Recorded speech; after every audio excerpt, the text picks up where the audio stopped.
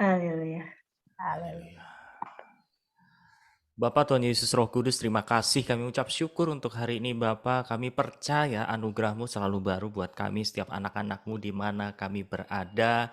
Di dalam setiap musim apapun yang kami sedang hadapi, kami percaya Tuhan Kau hadir di tengah-tengah kehidupan kami semuanya sebagai umat yang Kau kasihi, sebagai gereja-Mu yang hidup, yang meninggikan nama-Mu. Kami percaya Tuhan hari ini hadirat-Mu melawat setiap kami, pikiran, hati kami, dan terutama roh kami terus melebur menjadi satu sehingga kedewasaan Kristus itu nyata dalam setiap pribadi kami. Bapa, biarlah Engkau yang bicara, Engkau yang berkata-kata di dalam lidah bibir anak-Mu ini untuk menyampaikan isi hati-Mu Bapa, dan buat setiap hati anak-anak-Mu yang mendengar, baik secara live, baik secara rekaman, boleh dilawat oleh firman-Mu, dan Roh Kudus menolong pribadi lepas pribadi untuk menghidupi firman tersebut, dan setiap pribadi lepas pribadi yang percaya kepadamu, mereka boleh mengalami satu persekutuan yang hidup dengan Bapa Tuhan Yesus dan Roh Kudus. Terima kasih Bapa untuk kehormatan, untuk kesempatan yang indah ini, boleh kami terus belajar tentang firman-Mu. Penuhi hati kami yang haus, penuhi hati kami yang lapar sampai kenyang, sampai puas, dan biarlah Yesus yang ada di dalam diri kami semakin hari semakin menuju kedewasaan seperti Kristus yang ada di surga. Terima kasih Bapa, biarlah hadirat-Mu turun ada setiap tempat di mana kami sekarang berada, dimanapun dan apapun yang sedang kami lakukan Tuhan, hadirat-Mu boleh melawat kami semuanya. Terima kasih, di dalam nama Tuhan Yesus kami berdoa dan mengucap syukur. Haleluya. Amin. Oke. Hari ini kita akan melanjutkan materi yang tahun lalu kita sudah membahas di bab yang pertama atau di bagian yang pertama, Bapak Ibu Saudara sekalian. Nah, hari ini kita akan masuk ke bagian yang kedua tentang mengenal suara Tuhan, ya. Jadi saya akan ulang Bapak Ibu Saudara, kita tahu bahwa di buku 6 ini belajar tentang hidup di dalam pimpinan roh, hidup di dalam pimpinan Allah, hidup dipimpin oleh Tuhan, dipimpin oleh Roh Kudus. Ya, kita sudah banyak belajar tentang mematikan kedagingan, tinggal sekarang terus kita prakteknya dan kerjasama dengan Roh Kudus. Karena ketika kita bicara tentang mengenal suara Tuhan, ya tentu daging kita juga mesti harus terkikis, Bapak Ibu Saudara. Dan terkikisnya kedagingan kita tidak selesai hanya dengan tengkang-tengking. Tapi ada harga yang harus kita bayarkan, yaitu apa Saudara? Ego kita, manusia lama kita. Ya.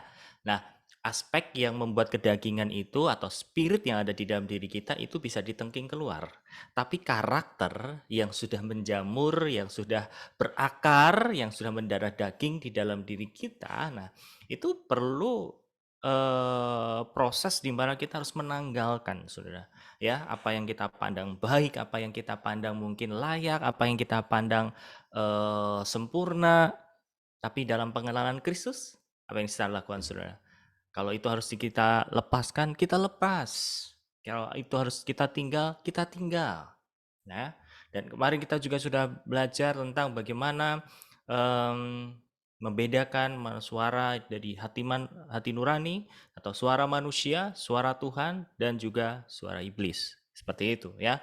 Nah, kita akan melanjutkan materi-materi tersebut. Nah, kita mulai dari subbab yang ke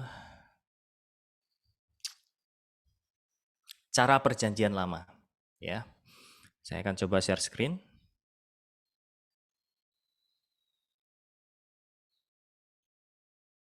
Oke, baik. Saya perbesar sedikit.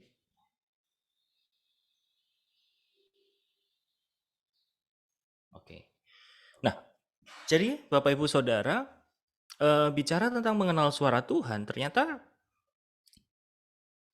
kebiasaan ini sudah ada sejak di Perjanjian Lama.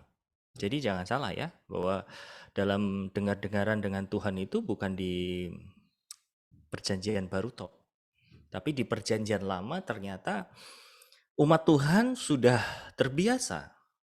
Ya, namun caranya, Saudara, nanti kita akan temukan caranya untuk menangkap kehendak Tuhan itu di Perjanjian Lama seperti apa. Nah, kita sebelumnya mau baca dulu di dalam keterangannya ini. Dalam kitab Perjanjian Lama, kita membaca beberapa cara Tuhan berbicara kepada orang percaya. Selain Tuhan bicara muka dengan Musa di dalam kemah pertemuan, Tuhan juga berbicara melalui Urim dan Tumim.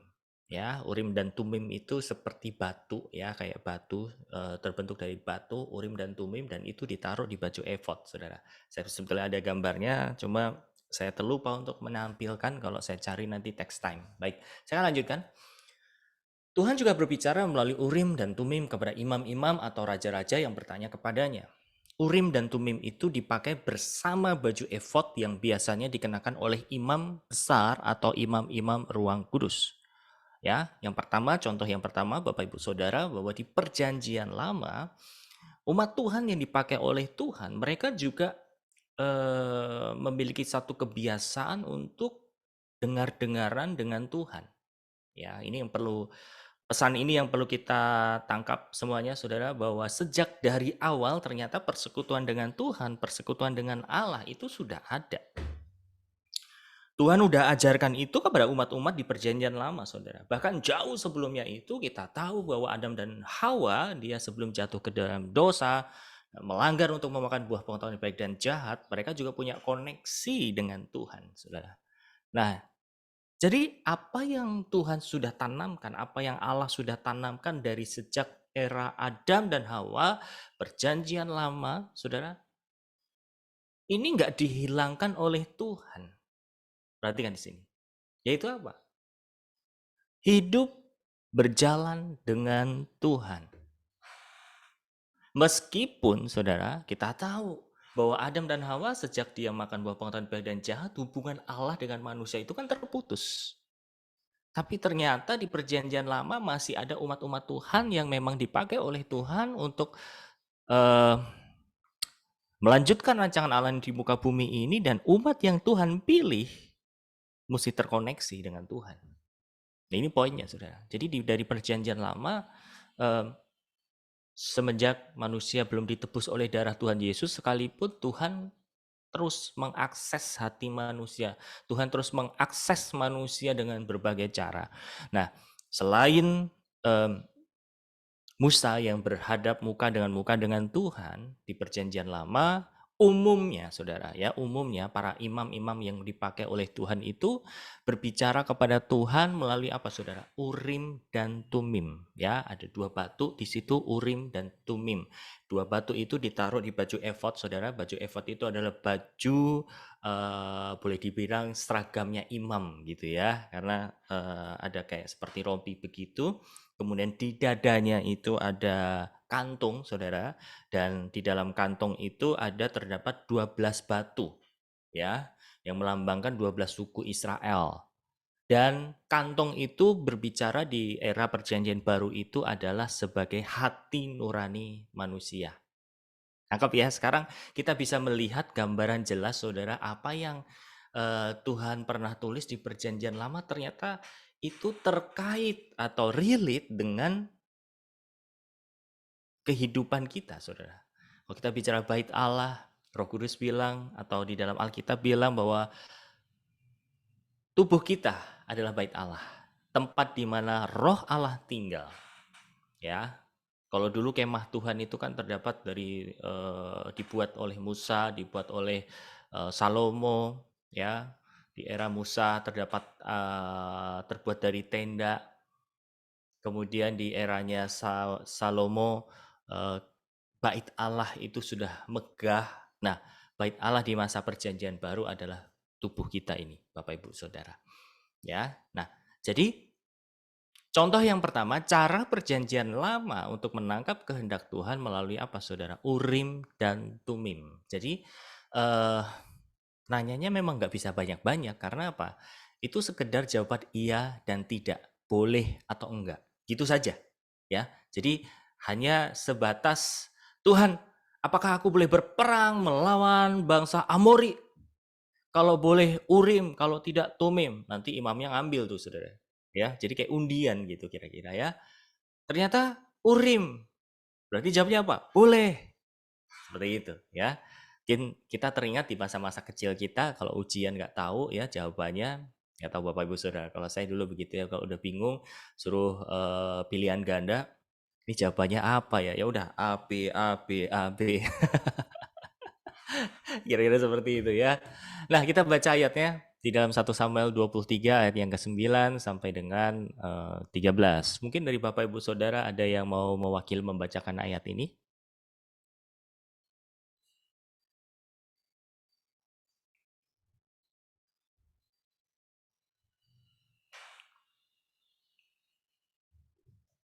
Oke, kalau tidak ada, oke. Untuk mempersingkat waktu saya akan bacakan. 1 Samuel pasal 23 ayat 9. Ketika diketahui Daud bahwa Saul berniat jahat terhadap dia, berkatalah ia kepada Imam Abiatar, "Bawalah efod itu kemari." Berkatalah Daud, "Tuhan Allah Israel, hambamu ini telah mendengar kabar pasti bahwa Saul berikhtiar untuk datang ke Kehila dan memusnahkan kota ini oleh karena aku. Akan diserahkan oleh warga-warga kota Kehila. Itukah aku ke dalam tangannya?" Ini pertanyaannya ya. "Akan datangkah Saul seperti yang telah didengar oleh hambamu ini? Tuhan Allah Israel, beritahukanlah kiranya kepada hambamu ini." Jawab Tuhan, nih perhatikan saudara, jawabnya singkat-singkat. Ia akan datang, karena dia ngambil Urim dan Tumim. Ya, ada dealing sama Tuhan. Kalau Urim, ya berarti dia datang. Kalau Tumim, berarti dia nggak datang. Oke. Ayat 12. Kemudian bertanyalah Daud, "Akan diserahkan oleh warga-warga kota Kehila itukah aku dengan orang-orangku ke dalam tangan Saul?" Firman Tuhan, "Akan mereka serahkan." Ya, jawabannya seperti itu, saudara.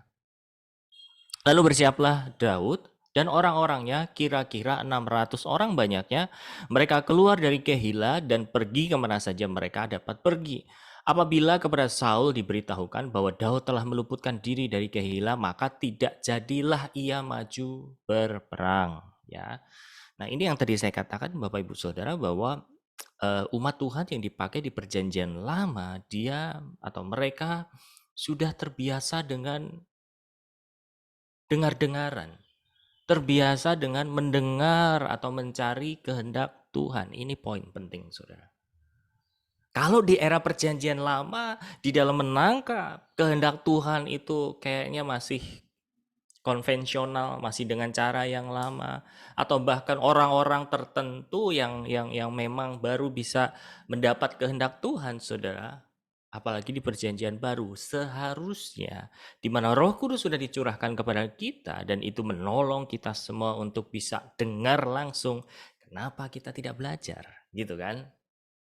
Jadi dalam hal mendengar suara Roh, suara Tuhan, saudara, ini adalah kebutuhan yang wajib, kebutuhan yang sangat mendasar, bahwa kita sebagai umat Tuhan layaknya, naturalnya, alamiahnya harusnya apa, saudara? Bisa mendengar suara siapa? Gembala kita. Ingat kemarin waktu kita pertama membahas tentang bab ini, mengenal suara Tuhan. Saya tampilkan satu video di mana ada satu tes, bukan gembala domba ya, dia panggil domba-domba itu, domba-dombanya cuek aja, saudara. Tapi ketika gembalanya sendiri yang panggil, gembalanya langsung nengok dan akhirnya mendatangi si gembala itu. Nah, ini menjadi satu tanda, satu bukti kalau kita sebagai domba-domba, domba-dombanya harusnya apa, saudara? Bisa dengar suara gembala kita. Karena kalau kita nggak dengar suara gembala kita, saudara, apa yang terjadi? Pergumulan hidup kita tidak akan pernah ada kesudahannya. Kita akan terus bingung apa yang harus dilakukan. Tuhan, ini dagangannya nggak laku. Tuhan, masalah keluarga gini nggak selesai-selesai. Tuhan, mana katanya engkau sudah bernubuat melalui hambamu yang kau urapi itu luar biasa. Tapi nyatanya mana Tuhan, janjimu tidak tergenapi, aku belum melihatnya. Tuhan, kenapa hidup saya selalu selalu punya nasib seperti ini, padahal yang lain kayaknya hidupnya enak-enak aja Tuhan, tapi kenapa saya Tuhan, dan kenapa saya, keluargaku, saudaraku saja tidak punya masalah seperti kenapa aku harus mengalami ini, dan seterusnya, saudara. Nah, ketika ada masalah itu, kalau kita nggak mendengar gembala kita berbicara, maka kita akan terus bergulir di dalam pergumulan yang nggak pernah selesai kesudahannya, saudara. Tapi bukan berarti ketika kita sudah bisa mendengar suara Tuhan terus nggak ada masalah. Masalah itu tetap Tuhan izinkan supaya apa? Sudah menjadi alat ujian atau alat tes buat kita mengenal anugerah Tuhan, mengenal kuasa Tuhan, mengenal keagungan dan kebesaran Tuhan kita, saudara. Tujuannya sebetulnya itu. Ketika Bapak Ibu Saudara punya masalah, ya, Anda beriman, Anda coba taat, menangkap, mendengarkan apa yang Tuhan suruh kepada Anda dan Anda lakukan. Nah, akhirnya terjadi sebuah terobosan, saudara. Nah, ketika Anda mengalami terobosan itu, Anda ceritakan melalui kesaksian. Siapa yang dipermuliakan, saudara? Tuhan. Ya, jadi idenya tuh seperti itu. Ya, oke, saya akan lanjutkan, saudara. Di dalam Keluaran 28 ayat 29, kali ini ada yang bisa mau bantu baca?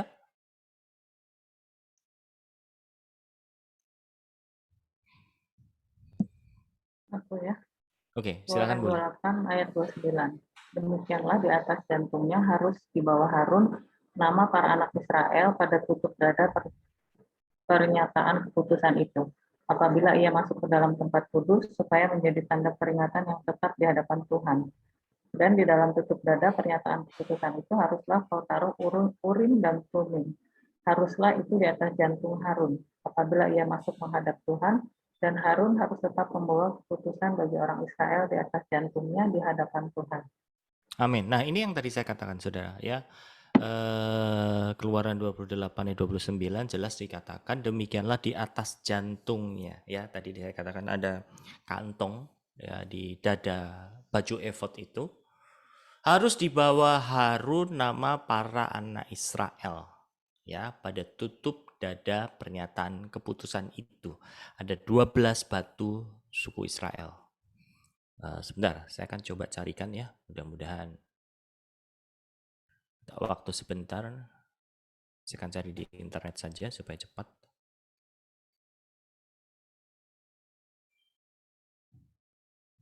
Supaya Bapak Ibu Saudara punya satu gambaran, ya.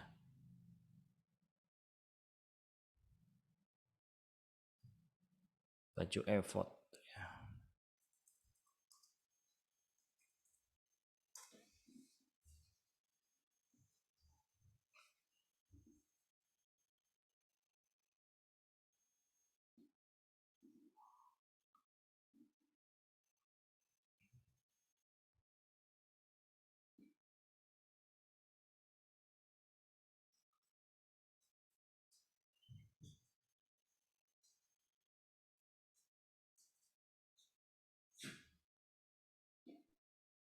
Oke, saya sudah ketemu.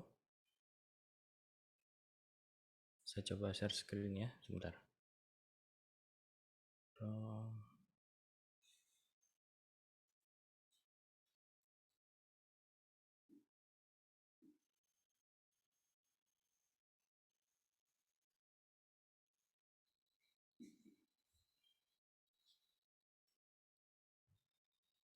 Nah, muncul, ya. Ini yang disebut dengan baju efod, saudara. Ada yang baru tahu? Ini baju efod namanya. Tadi dikatakan apa? Ada nih, kantong nih. Tempat sebagai keputusan. Ada 12. 1, 2, 3, 4, 5, 6, 7, 8, 9, 10, 11, 12. Nah, di baliknya kantong ini ada namanya ini. Nah, ini yang tadi saya sebut nih. Urim dan Tumim. Tapi jangan tanya saya yang mana Urim, yang mana Tumim. Saya belum jago bahasa Ibrani. Dulu sempat belajar sedikit, cuman saya nggak lanjutin, saudara. Ya, kira-kira seperti ini. Ada 2 batu, Urim dan Tumim. Nah, batu ini diletakkan di kantong sini, saudara. Di dalamnya sini. Nah, imam selalu berada di dekatnya siapa? Daud, ya. Atau karena di zaman perjanjian lama itu posisi raja dan imam nggak bisa di apa namanya, pegang satu orang, harus 2. Nah, buktinya Saul ketika dia meninggalkan Samuel, dia ditegur keras sama Tuhan dan itu sebagai satu kekejian, ya. Jadi kalau Daud tadi kita baca ayatnya, mungkin di ayat-ayat yang lain itu dikatakan, saudara, bahwa Daud itu nggak pakai baju efod ini sendiri, nggak boleh. Selalu di perjanjian lama itu kalau Tuhan ngomong sama satu raja bangsa Israel, saudara, dia pasti melalui siapa? Imam. Imam yang akan mendampingi siapa? Si raja itu.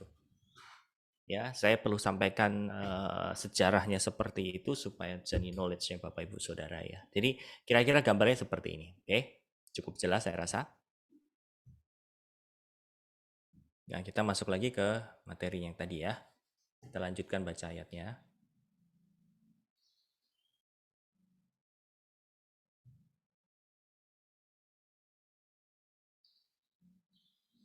Oke. Ayat 30. Dan di dalam tutup dada pernyataan keputusan itu haruslah kau taruh Urim dan Tumim. Haruslah itu di atas jantung Harun apabila ia masuk menghadap Tuhan. Dan Harun harus tetap membawa keputusan bagi orang Israel di atas jantungnya di hadapan Tuhan. Lanjut. 1 Samuel 14 ayat 41 sampai dengan 43. Oke, ada yang bisa membantu membacakan lagi? Saya Kak Agus. Silakan Bu Betsy. 1 Samuel 14 ayat 41 sampai 43. Lalu berkatalah Saul. Tulisannya tutup. Ya Tuhan Allah Israel, mengapa engkau tidak menjawab hamba-Mu pada hari ini? Jika kesalahan itu ada padaku atau pada anakku, Yonatan, ya Tuhan Allah Israel, tunjukkanlah kiranya Urim. Tetapi jika kesalahan itu ada pada umat-Mu Israel, tunjukkanlah Tumim. Lalu didapati Yonatan dan Saul bahwa tetapi rakyat itu terluput. Kata Saul, buanglah undi antara aku dan anakku Yonatan. Lalu didapati Yonatan. Kata Saul kepada Yonatan, beritahukanlah kepadaku apa yang telah kau perbuat. Lalu Yonatan memberitahukan kepadanya, katanya, memang aku telah meraisai sedikit madu dengan ujung tongkat yang ada di tanganku. Aku bersedia untuk mati. Amin. Ya, terima kasih Bu Betsy. Nah, perhatikan saudara, sebetulnya Saul pun ketika mulai memerintah, dia masih denger-dengeran loh dengan Tuhan, saudara. Tapi karena egonya yang besar, kesombongannya yang angkuh, saudara, dia meninggalkan pakem-pakem itu gitu loh. Ya, ketika dia berperang, ketika dia butuh jawaban dari Tuhan, merasa Samuel kok kayaknya lambat segala macam. Lalu posisi imam itu diambil oleh siapa? Diambil oleh Saul. Padahal Saul itu raja. Perhatikan di sini ya. Kalau di perjanjian lama itu ada imam, ada raja, saudara ya. Nah, kalau di perjanjian baru dikatakan di 1 Petrus 2 ayat 9 atau 19 itu dikatakan kamulah imamat rajani. Jadi stempel itu melekat menjadi satu dengan kita. Kita itu adalah para imam-imamnya Tuhan yang berkerajaan dengan kerajaan sorga. Gitu loh. Amin. Ya, oke. Kita lanjut dulu saudara di sini. Jadi yang pertama, cara masa perjanjian lama memakai apa? Urim dan Tumim. Nah, yang kedua, cara yang kedua adalah membuang undi. Ya. Dalam masa perjanjian lama maupun perjanjian baru, nah ini nanti saya garis bawahi ya saudara ya, perjanjian barunya ini bukan sampai sekarang, enggak gitu. Masa perjanjian baru ini cukup sampai di ketika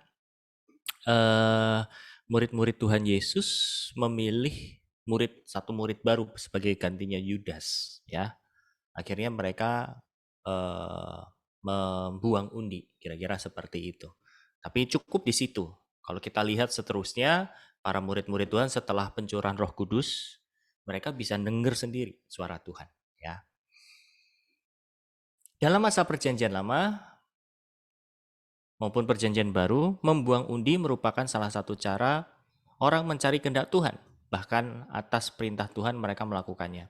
Mereka percaya melalui membuang undi, Tuhan menentukan masing-masing bagian yang diperuntukkan bagi mereka.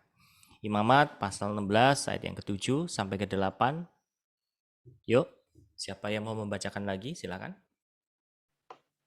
Imamat 16 ayat 7, ia harus mengambil kedua ekor kambing jantan itu dan menempatkannya di hadapan Tuhan di depan pintu kemah pertemuan, dan harus membuang undi atas semua kambing jantan itu sebuah undi bagi Tuhan dan sebuah bagi Azazel. Oke, nanti saya jelaskan Azazel ya. Ini sebagai pengetahuan tambahan. Lanjut bilangan 33 ayat 54. Mungkin yang lain boleh gantian.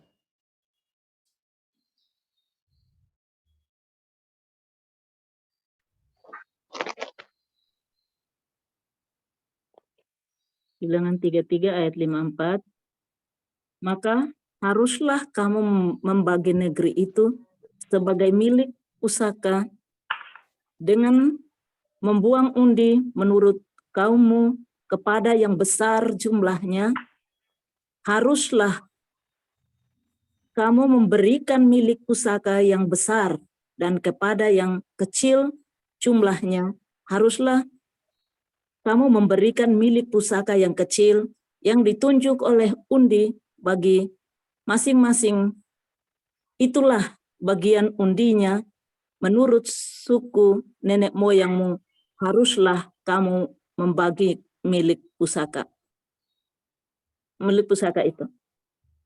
Oke, terima kasih Bu Sisil. Lanjutnya, Nehemia 10 ayat 34. Nehemia 10 ayat 34.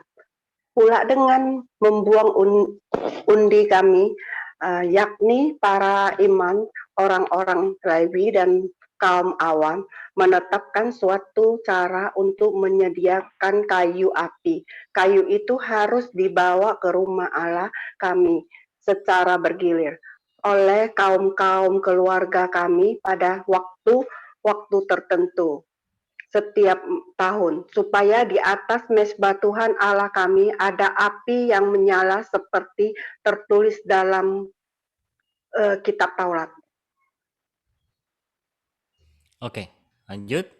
Nehemia 11 ayat 1.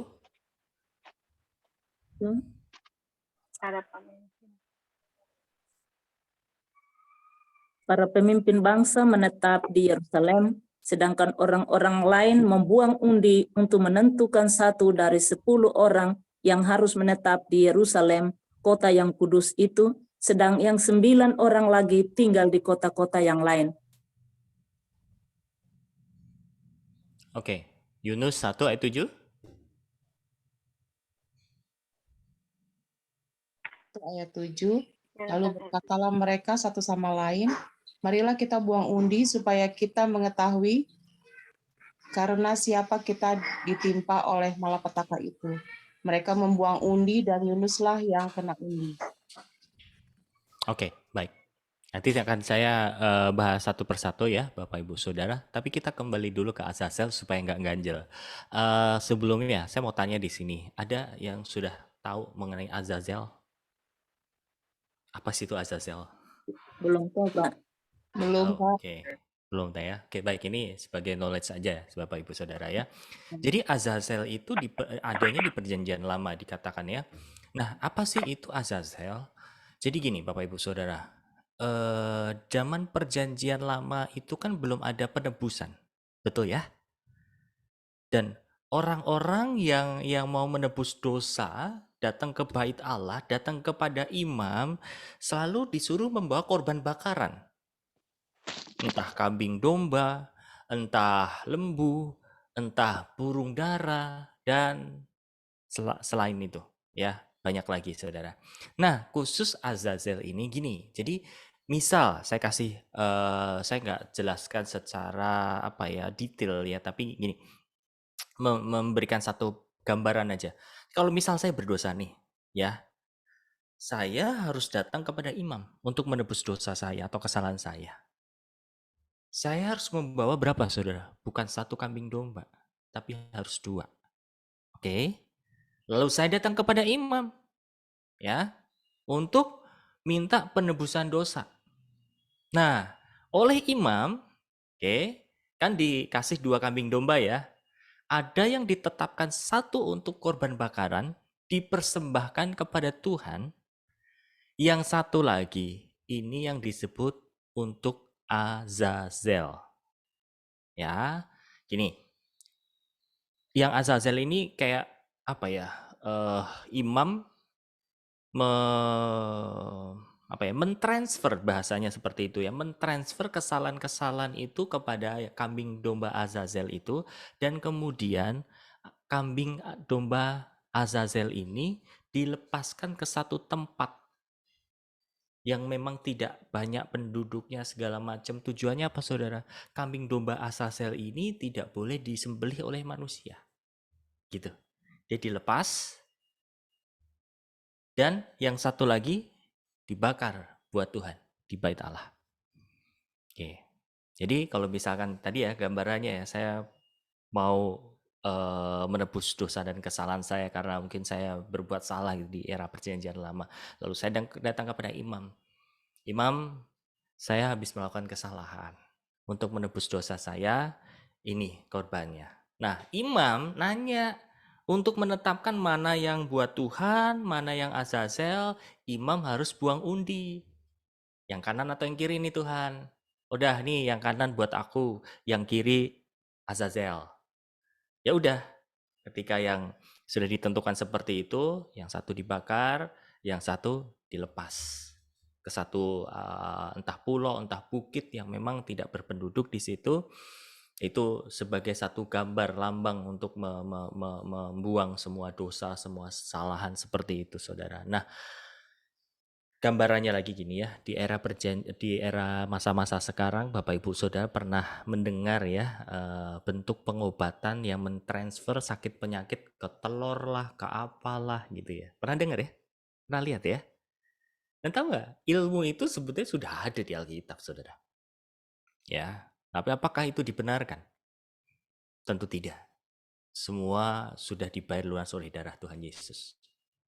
Tapi secara teknis ya itu ada di makanya gini, kita tuh layak bersyukur sekali Bapak Ibu Saudara punya kekayaan yang begitu besar gitu ya. Segala sesuatu bentuk bentuk penyembahan, bentuk penyembuhan dan lain sebagainya Saudara. Semua ada, originalnya itu Alkitab, tahu nggak? Kayak kita bicara tentang dupa ya, kemenyan. Coba kalau hari ini saya bakar kemenyan gitu ya, di belakang saya sini ada dupa gitu ya, saya bakar. Penilaian Bapak Ibu Saudara apa? Pasti, loh ini hamba Tuhan kok bakar dupa kayak orang sebelah gitu ya.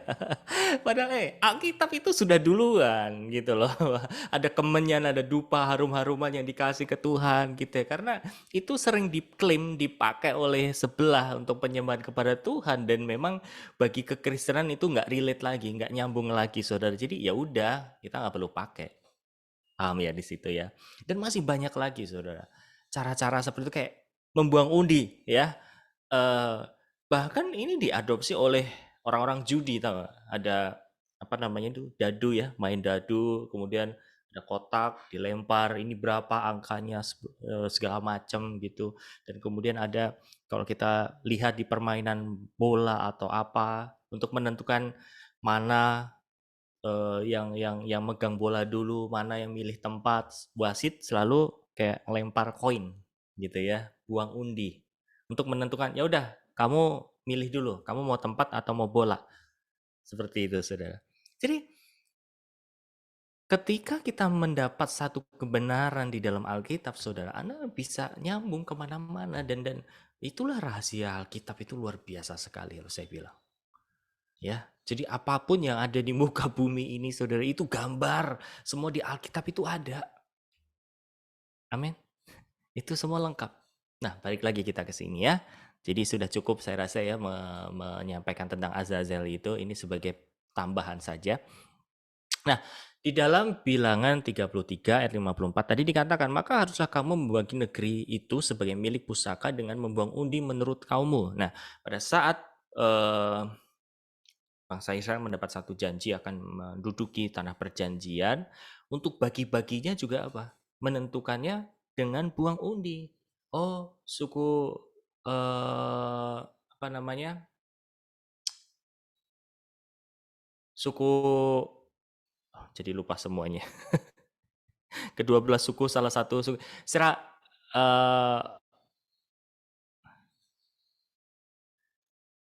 Bisa dibantu salah satu aja, satu suku.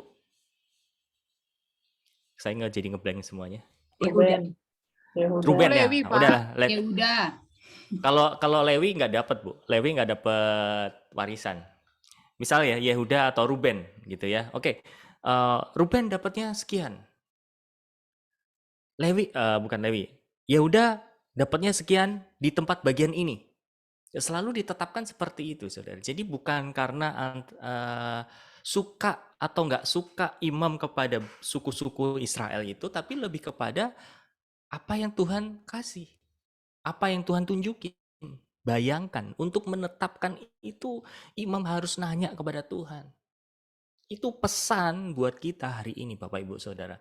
Meskipun itu kisah yang ada di dalam perjanjian lama, tapi intisari daripada kita harus menemukan kehendak Tuhan adalah sesuatu yang harus kita kejar. Ya, ini nggak bisa kita tinggal. Mesti, harus, wajib. Amin.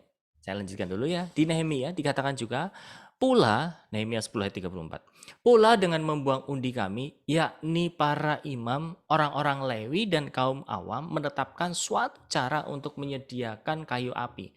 Kayu itu harus dibawa ke rumah Allah kami secara bergilir oleh kaum-kaum keluarga kami pada waktu-waktu tertentu setiap tahun. Supaya di atas mezbah Tuhan Allah kami ada api yang menyala. Seperti tertulis dalam kitab Taurat. Perhatikan saudara. Pula dengan membuang undi kami, para imam, orang Lewi, dan kaum awam. Jadi perhatikan, untuk menyediakan kayu api aja nanya loh sama Tuhan, saudara. Nangkep ya, meaningnya Bapak Ibu Saudara ya? Nangkep pesannya ya? Hal yang mungkin kita anggap sesuatu yang nggak rohani, sesuatu hal kayaknya sepele, itu harus kita terkoneksi dengan Tuhan. Nehemia 11 ayat 1, untuk para pemimpin bangsa menetap di Yerusalem, sedang orang-orang lain membuang undi untuk menentukan 1 dari 10 orang yang harus menetap di Yerusalem. Sama, dalam menentukan orang-orang, siapa yang harus bergerak, siapa yang harus stay. Again, mereka terbiasa untuk menangkap kehendak Tuhan. Yunus 1 ayat 7 dikatakan, lalu berkatalah mereka satu sama lain, marilah kita buang undi supaya kita mengetahui karena siapa kita ditimpa oleh malapetaka ini. Mereka membuang undi dan Yunuslah kena undi.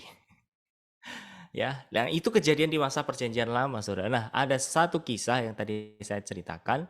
Di perjanjian baru ada satu momen aja di perjanjian baru itu momennya ini. Kisah 1 ayat 26. Lalu mereka membuang undi bagi 2 orang itu dan yang kena undi adalah Matias. Dan dengan demikian ia ditambahkan kepada ke-11 rasul itu. Pertanyaan gini, Gus, itu kan udah di perjanjian lama, kenapa kok masih buang undi?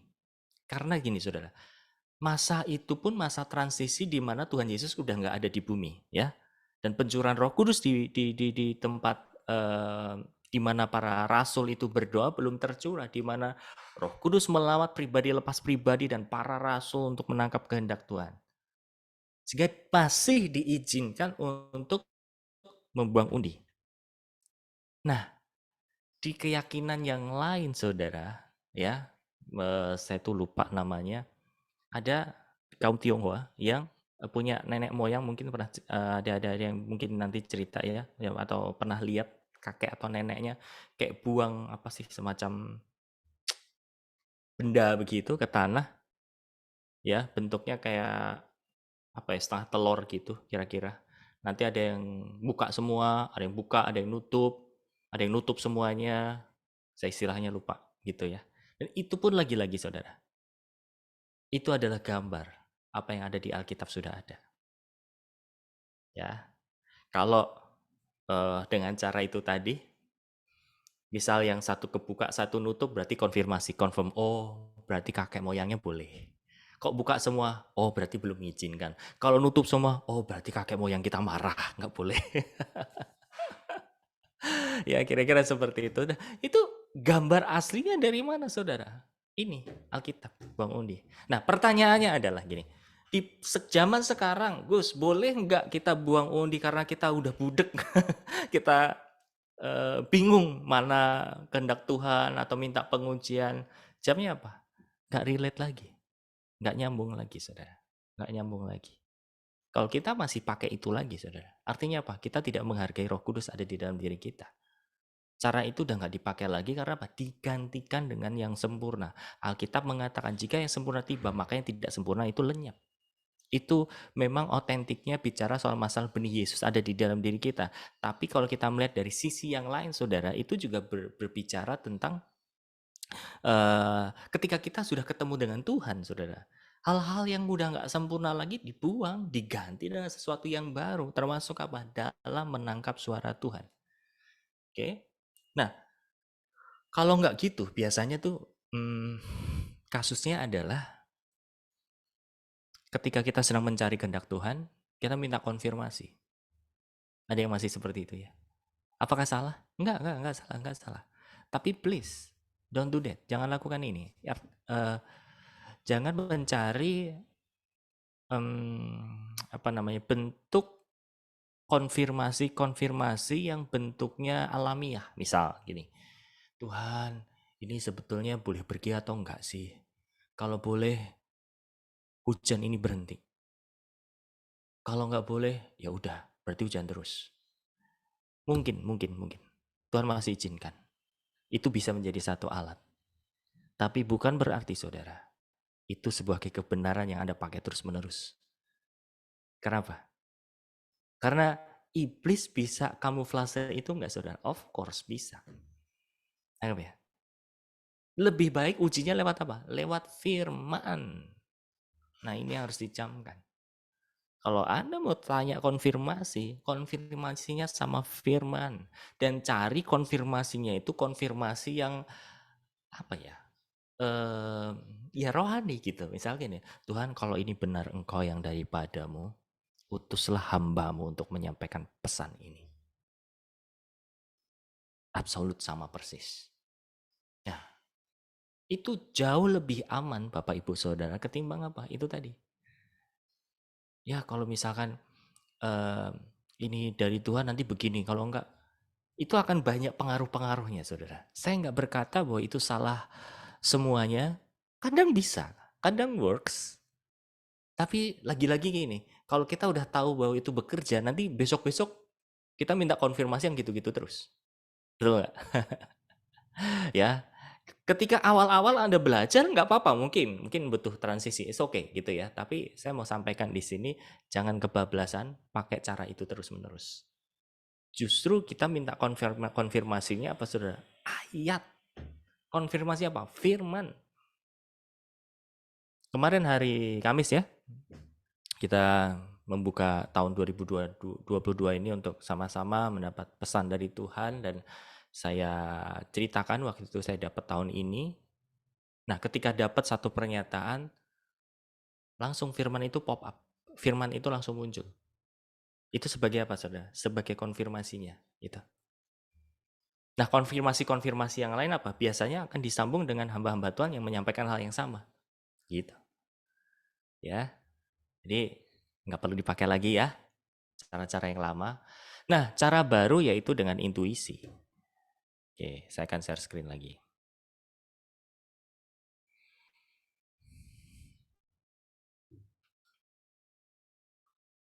Belajar mendengar suara Roh Kudus di dalam hati Anda setiap kali Anda bertanya. Dengarkan suara yang berbicara di dalam hati Anda.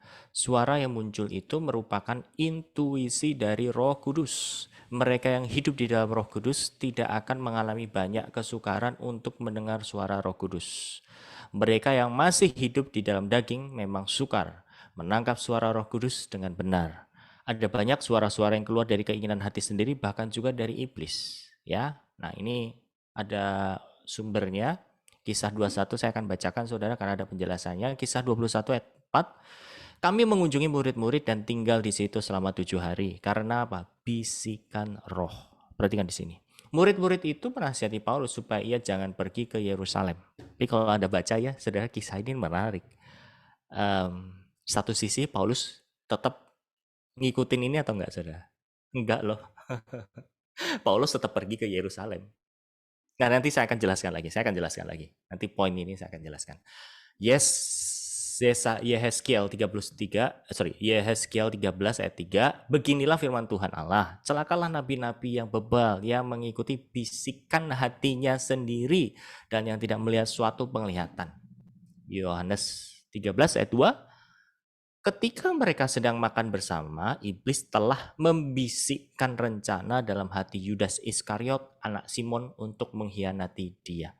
Saudara, saya akan bicara nomor 1 dulu, bisikan roh.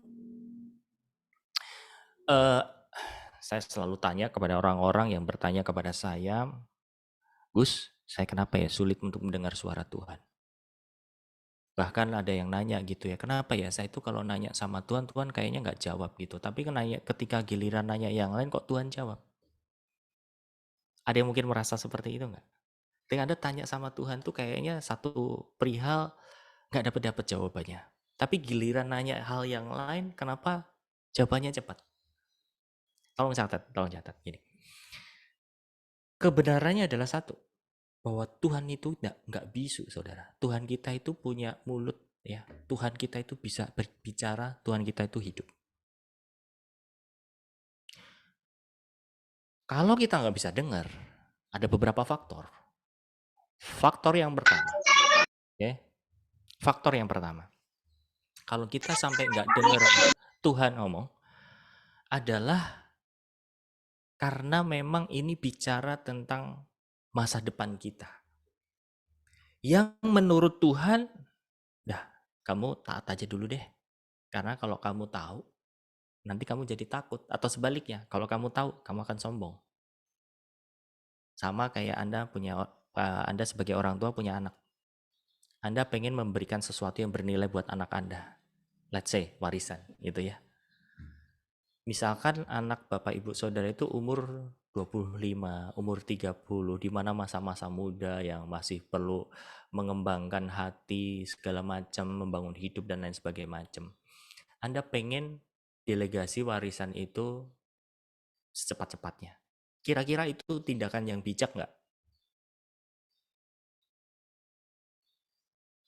Belum. Karena bisa membahayakan si anak ya.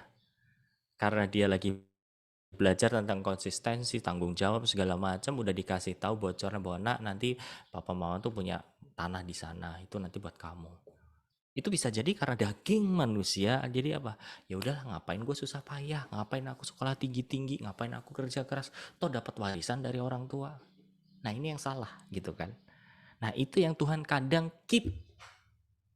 Ya, kadang keep. Tuhan nggak kasih tahu secara detail. Tapi mungkin secara umum kasih tahu, Tuhan aku harus jalan kemana? Pokoknya ke utara. Ke utara itu kemana Tuhan segala macam. Pokoknya jalannya, ikutin aja. Tapi pasti Tuhan ngomong itu saudara.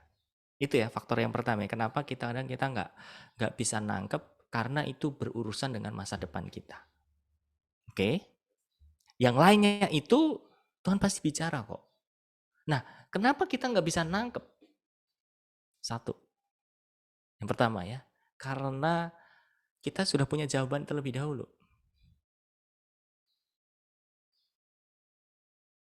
Yang kedua, kita punya pemikiran harusnya begini.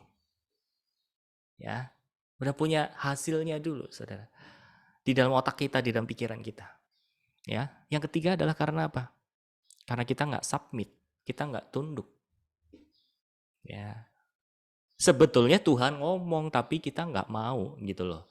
Tuhan nggak mau ah. Jadi kalau misalkan Anda sedang mencari kehendak Tuhan, lalu Tuhan nggak ngomong, lebih baik apa saudara? Anda ambil waktu untuk terus berendam dalam hadirat Tuhan. Buat saya nih ya Bapak Ibu, kalau ini memang bermanfaat silahkan contoh. Buat saya, selama saya ragu, saya nggak akan lakukan. Itu aja. Tapi kalau itu memang Tuhan yang mau gimana? Cukup berdoa gini, Tuhan kalau ini benar mau, dorong atau utus orang-orangmu yang memang mengkonfirmasinya. Aku akan melakukan. Ya. Atau kita datang sama Tuhan untuk berberes hati. Nah, mungkin hati kita terluka, mungkin hati kita karena sombong, mungkin hati kita karena memasang barrier, masang pagar, sehingga kita nggak bisa nangkep suara itu, saudara. Nah, yang keempat, kita nggak bisa dengar suara Tuhan karena apa? Banyaknya otak kita yang kita pakai, saudara. Terlalu sibuk. Segala sesuatu udah dilogikakan, ya, terbiasa dengan otak kita, sehingga ketika kita mau memindahkan untuk dengar Tuhan ngomong, nggak masuk akal semuanya. Bisa-bisa Tuhan udah ngomong, tapi karena nggak masuk akal, nggak relate, ya udah nggak dilakukan. Itu prinsipnya, Bapak Ibu Saudara. Ya. Nah, itu yang pertama. Kemudian saya jelaskan ya, tadi kok kesannya Anda baca ayat selanjutnya, di situ Anda akan temukan Paulus akhirnya datang ke Yerusalem nggak? Datang. Berarti dia nggak tunduk dong. Bukan masalah nggak tunduk. Ini nih, kedalaman iman orang satu dengan yang lain beda-beda. Yang ditangkap sama murid-murid itu ketika menasin Paulus karena apa? Dia nangkep bahwa oke, kamu akan ditangkap loh di Yerusalem. Tapi Paulus punya iman yang lebih dari apa yang dilihat oleh murid-murid lain adalah apa? Ketika nanti aku ditangkap, dia tahu kalau dia akan ditangkap.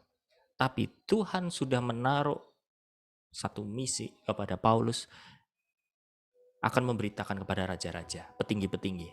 Dan kejadian kita tahu di dalam Kisah Rasul, saudara, ketika Paulus mulai benar ditangkap, dia dibawa ke pembesar-pembesar dan di situ Injil disampaikan.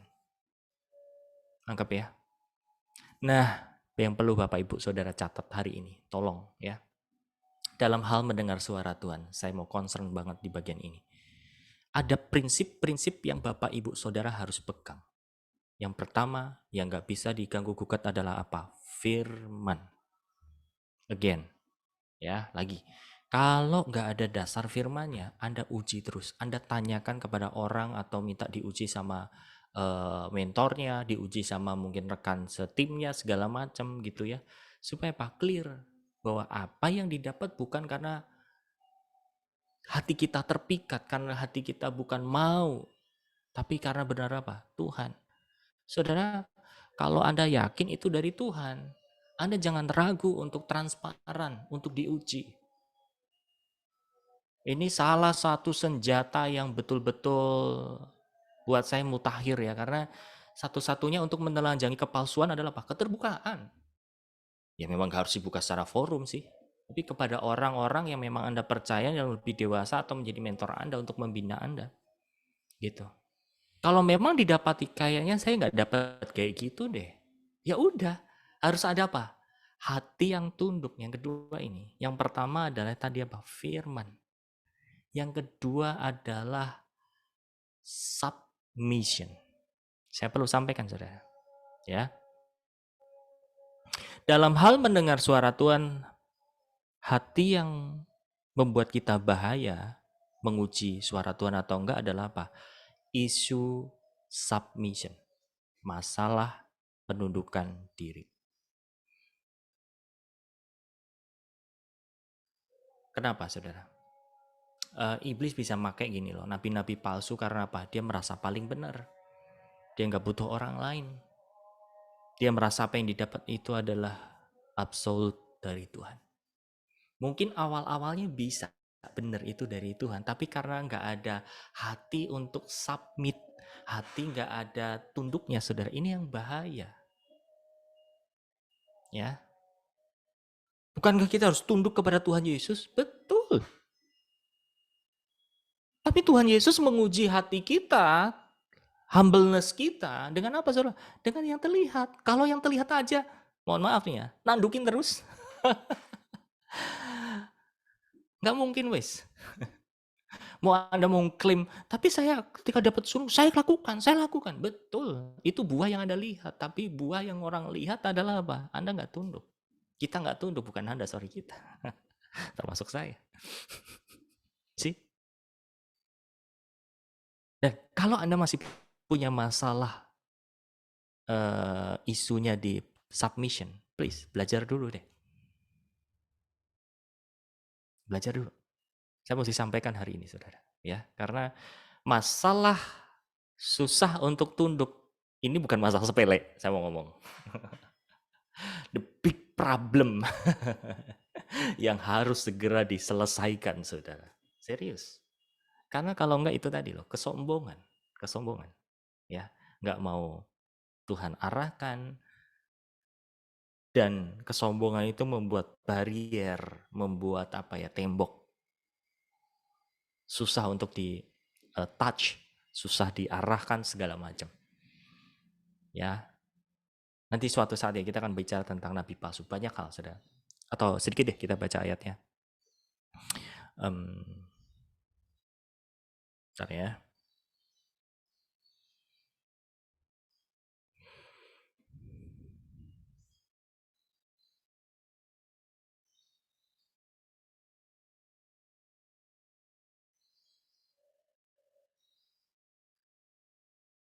Coba dibaca di Titus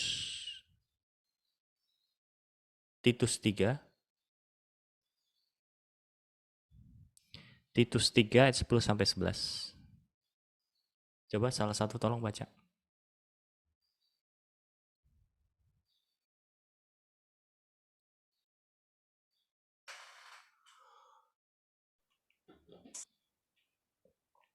Titus 3 ayat 10. Seorang bidat yang sudah 1-2 kali kau nasihati, hendaklah engkau jauhi. Engkau tahu bahwa orang yang semacam itu benar-benar sesat dan dengan dosanya menghukum dirinya sendiri. Oke. Terima kasih Bu Cecil. Kemudian di Amsal 12 ayat 26.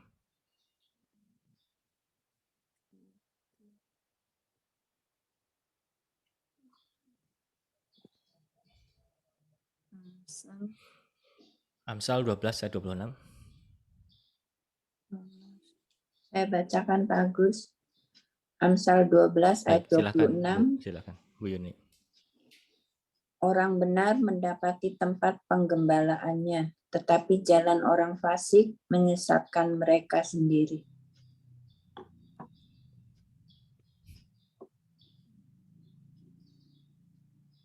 Oke, tadi agak keputus ya. Saya ulang sedikit. Orang benar mendapati tempat penggembalaannya.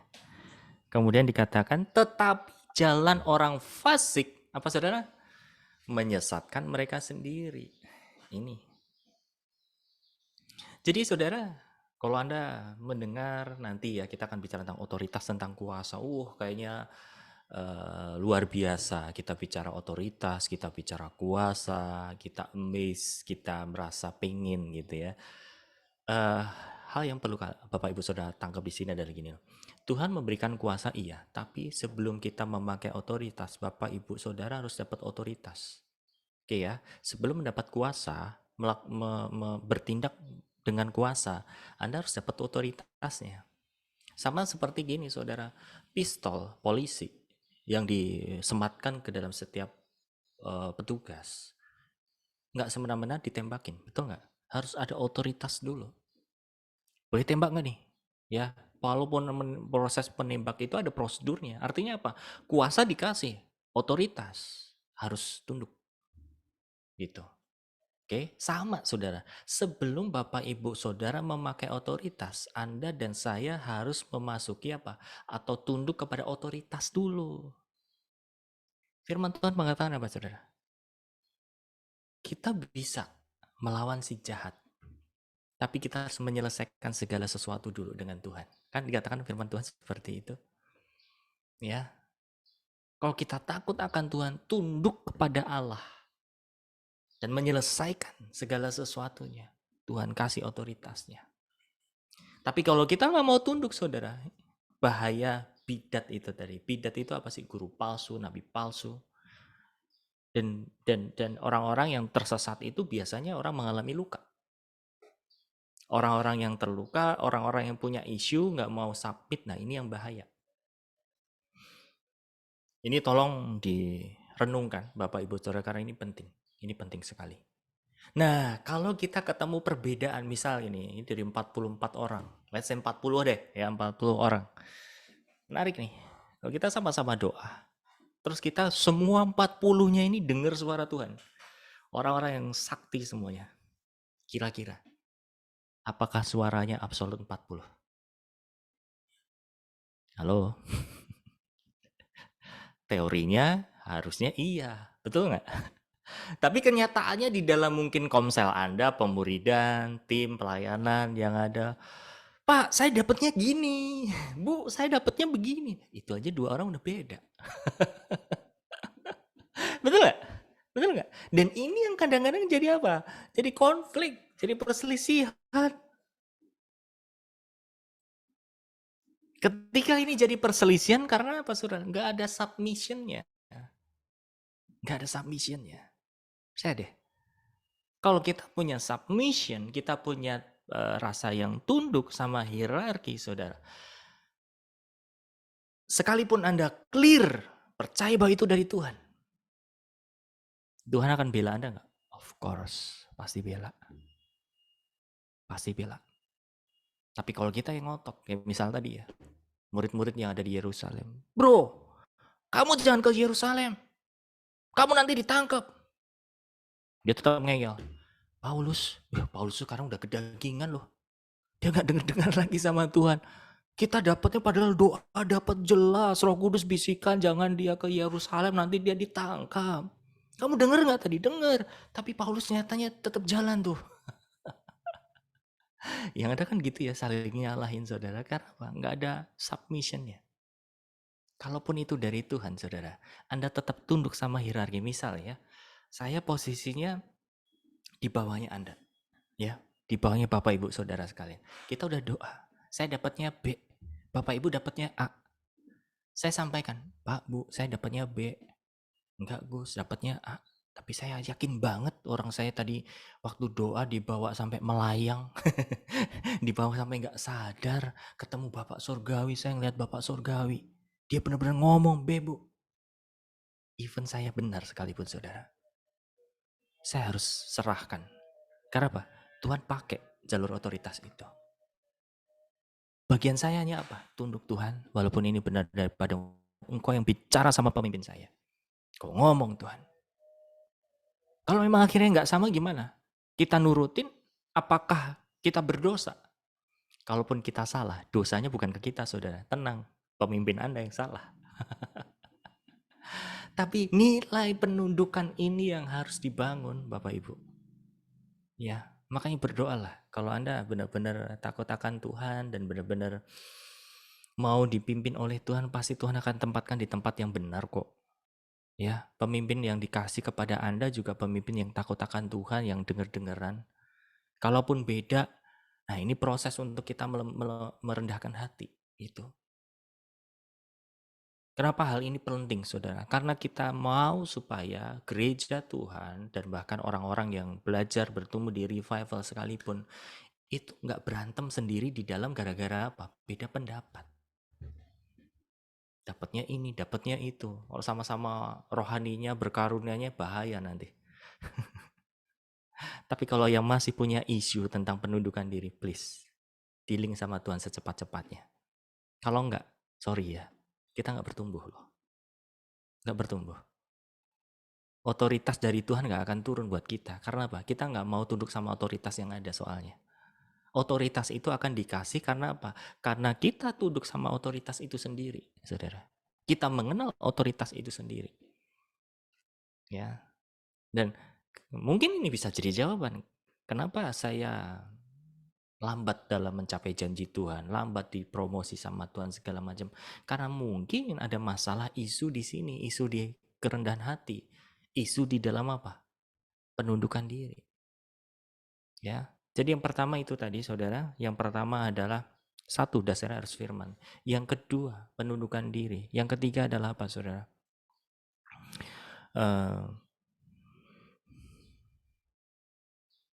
Sebentar ya, saya lihat catatan saya.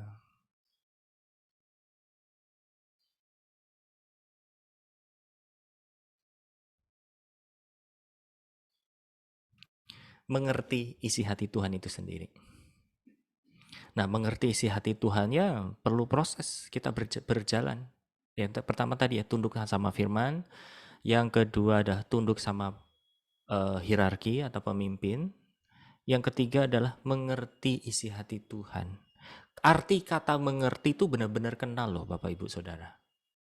Maksudnya itu dialami seiring berjalannya waktu kehidupan kita. Oh, suami saya itu ternyata orangnya begini ya. Oh, istri saya ternyata orangnya begini ya. Oh, anak saya ternyata modelnya begini ya. Ya, mengerti isi hati Tuhan itu karena apa? Kita berjalan dengan Tuhan, Saudara. Ya. Nah, ini Bapak Ibu yang perlu kita mengerti supaya kita tidak jatuh kepada mendengar suara hati sendiri dan mengikuti bisikan iblis. 3 poin itu tadi, tolong direnungkan. Ya, selama kita masih miss di bagian kitanya aja jarang baca Alkitab, kita aja masih salah kaprah menginterpretasikan. Lebih baik apa? Baca Alkitab dulu. Tapi kalau dalam seiring berjalan waktu Tuhan ngomong gimana Pak? Ya udah catat, mulai tanyakan sama orang yang membimbing Anda. Mulai belajar penundukan diri. Supaya apa? Pertumbuhan itu datangnya dari atas. Ya. Saya cerita gini ya. Saya ada isu tentang penundukan diri dulu ya. Sebelum di mentoring. Udah di dalam rohani? Udah. Karena ada apa namanya? Ada sifat pemberontak saya itu masih ada. Rebellion di dalam diri saya ada karena anak tertolak. Saya tipe orang yang udah pokoknya hajar aja. Pokoknya nggak sesuai dengan mau saya ngapain harus tunduk, apain harus diikuti. Pokoknya harus gini gitu ya. Masuk di dunia rohani saudara sama. Dan bahayanya di rohaniakannya gini. Bisa nggak sih kita itu tunduk langsung sama ini deh, sama Tuhan Yesus. Nggak usah dimentorin, nggak usah sama manusia gitu. Kurang lengkap. Kurang lengkap. Karena gini, penundukan diri kita kepada Tuhan itu pasti akan terlihat dengan yang orang-orang yang terlihat, saudara. Itu bisa jadi pembenaran loh, bahayanya di situ. Kalau kita nggak mau belajar tentang penundukan diri, nah bahaya mengancam. Alhasil apa? Itu bisa jadi alasan buat kita. Satu sisi memang firman Tuhan mengatakan gini, janganlah takut sama manusia, tapi takut sama Tuhan segala macam. Benar, tapi konteksnya kita harus tahu bahwa di dalam kerajaan surga sendiri ada jalur hierarki. Dalam kehidupan kita, Tuhan mendidik kita untuk apa saudara? Untuk belajar nilai tunduk itu tadi. Amin. Oke ya. Jadi supaya Bapak Ibu Saudara tidak jatuh mendengar suara hati diri sendiri dan juga suara iblis, 3 hal itu yang bisa saya sampaikan buat Anda semuanya. Ya. Nah, yang berikutnya yang perlu saya sampaikan di dalam mendengar suara Tuhan atau melalui intuisi ini adalah jangan expect suara yang audible. Bukan saya tidak mempercayai itu bisa terjadi saudara, tapi Tuhan sudah memberi hati yang baru dan roh Tuhan ada di dalam hati kita. Ya. Jadi dengerin dorongan di dalam hati selama Anda dapat satu dorongan yang berdasar firman, satu.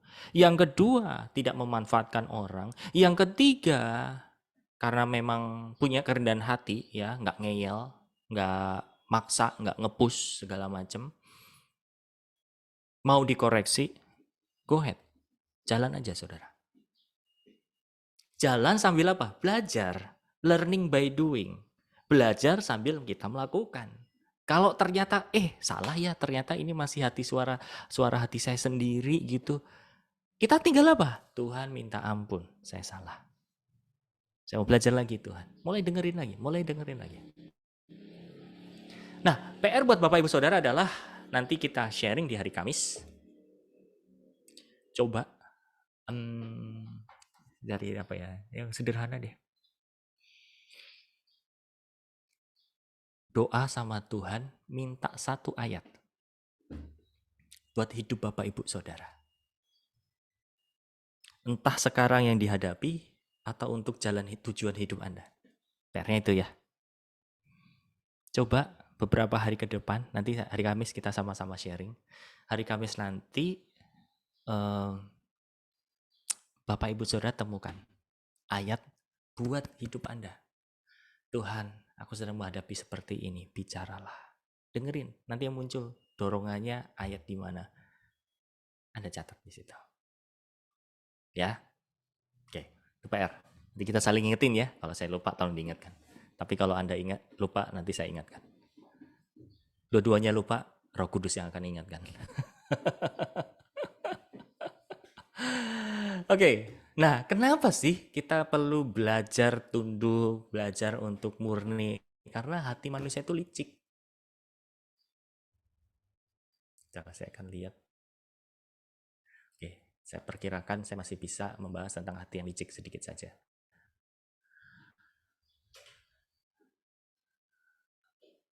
Oke, saya akan share. Nah, hati manusia itu licik dari dahulu sampai sekarang. Setelah seseorang mengalami kelahiran baru, sekalipun hati manusia tetap licik. Tolong digaris bawah ini. Setelah seseorang mengalami kelahiran baru, sekalipun hati manusia tetap licik dan menipu. Hal ini sungguh-sungguh benar, karena itu jangan pernah percaya hatimu sendiri. Itu sebabnya Tuhan memberi Anda hati yang baru, yakni hati daging. Hati daging itu maksudnya hatinya Tuhan ditranslate ke dalam daging kita dan kita pakai. Maksudnya seperti itu. Hal ini sungguh-sungguh benar, karena itu jangan pernah percaya hatimu sendiri. Itu sebabnya Tuhan memberi Anda hati yang baru, yakni hati daging, tak lain sebenarnya hatinya Roh Kudus sendiri. Jadi ada dua hati di dalam hati diri orang yang dilahirkan baru. Cobalah uji untuk setiap perkara yang Anda hadapi. Dengar apa yang diinginkan hati Anda. Tetapi bila Anda tanya, Roh Kudus, apa katamu tentang hal ini? Anda akan mendengar suara lain yang biasanya selalu bertentangan dengan suara yang pertama. Ikuti suara yang kedua, buang saja suara yang pertama. Dengan demikian Anda tidak akan tertipu. Diperlukan waktu beberapa saat untuk melatih diri mendengar suara Roh Kudus dengan benar. Nah, saya jelaskan saudara, jangan salah persepsi ya, bahwa yang paling benar adalah suara yang kedua. Enggak tentu. Tergantung keadaan hati kita. Kalau hati kita pada dasarnya ngeyel, keras, justru suara yang pertama kadang-kadang gitu ya, dibilang minta ampun. Nah enggak, yang salah aja dia kok. Akhirnya percaya suara yang kedua gitu ya. Atau bahkan sebaliknya, kita ngotot banget nih, pengen banget beli tempat masak baru gitu ya, padahal listrik belum dibayar, uang sekolah anak belum dibayar, segala macam gitu. Terus Tuhan, mau beli panci deng ini, Tuhan ini bagus banget, anti lengket Tuhan, gini-gini. Terus dapat suara, ya udah sana beli. Itu yang pertama suara siapa? Suara karena keinginan daging. Suara yang kedua bicarain gini, nanti dulu, ada yang lebih prioritas. Itu. Jadi jangan diartikan selalu yang paling benar itu nomor satu, yang nomor dua. Tergantung hati kita. Tapi di sini pembedaannya begitu, saudara. Apa yang Tuhan dorong pasti bijak, pasti dewasa. Ya, yang kedua, yang dari Tuhan itu pasti ada kelemah lembutan. Ya, walaupun itu benar, sekalipun Anda dapat pesan dari Tuhan untuk menyampaikan, Anda nggak usah maksa. Yang penting pesannya udah Anda sampaikan. Anda mau percaya atau tidak bukan urusan Anda. Ya. Oke, kita baca ayatnya. Nanti saya akan buka ruang tanya jawab ya soal masalah tadi ya, pembedaan suara-suara itu tadi. Kita baca ayatnya ini dulu. Yeremia 17 ayat 7, diberkatilah orang yang mengandalkan Tuhan, yang menaruh harapannya pada Tuhan. Ia akan seperti pohon yang ditanam di tepi air, yang merambat akar-akarnya ke tepi batang air, dan yang tidak mengalami datangnya panas terik, yang daunnya tetap hijau, yang tidak khawatir dalam tahun kering, dan yang tidak berhenti menghasilkan buah. Betapa liciknya hati, lebih licik daripada segala sesuatu. Hatinya sudah membatu, siapakah yang dapat mengetahuinya? Aku Tuhan. Jadi saudara, kenapa kita harus tunduk? Kenapa kita harus tunduk sama hierarki, saudara? Karena kalau kita nih udah nggak tunduk, kita nggak tahu cara koreksinya, Tuhan pakai manusia. Kalau hubungan Anda dengan Tuhan baik, Anda bisa clear debat dari Tuhan. Tapi kalau Anda udah punya problem, ya, Anda nggak clear, nangkap suara Tuhan gampang ya, pasti susah. Nah, Tuhan perlu orang lain. Yang terjadi seperti siapa? Daud. Kurang dekat sama Tuhan apa coba saudara? Tapi saat dia berbuat dosa, Tuhan ngomong sama Nathanael, Nabi Nathan. Pergi ke tempatnya Daud, negor. Masalahnya, apakah perlu Daud sampai ditegur sama Nabi? Harusnya nggak perlu. Kalau apa? Dia hatinya bisa nangkep isi hatinya Tuhan. Tuhan pakai orang itu karena apa, saudara? Kita budek, maaf. Kita nggak bisa clear dengar Tuhan ngomong, sehingga dia harus pakai manusia. Nah ini. Tangkap poinnya Bapak Ibu Saudara. Perhatikan ya. Kalau Anda tiba-tiba kayak diserong gitu ya, apa yang Anda dapat itu kayaknya dikoreksi, kayaknya salah, segala macam. Nah, tergantung respon Anda. Anda mau ngotot nggak? Kalau Anda memunculkan buah kelemah lembutan, saudara, justru itu buah dari keintiman Anda dengan Tuhan. Ya, oke. Nah, siapa yang mau tanya di sini soal masalah membedakan suara hati tadi, suara Tuhan segala macam? Ada yang mau tanya?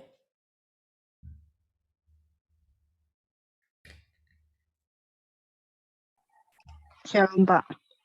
Silakan Bu Susan. Saya mau nanya, kalau memang berasal dari Tuhan, suara Tuhan, berarti ada suatu damai sejahtera dan sukacita ya Pak?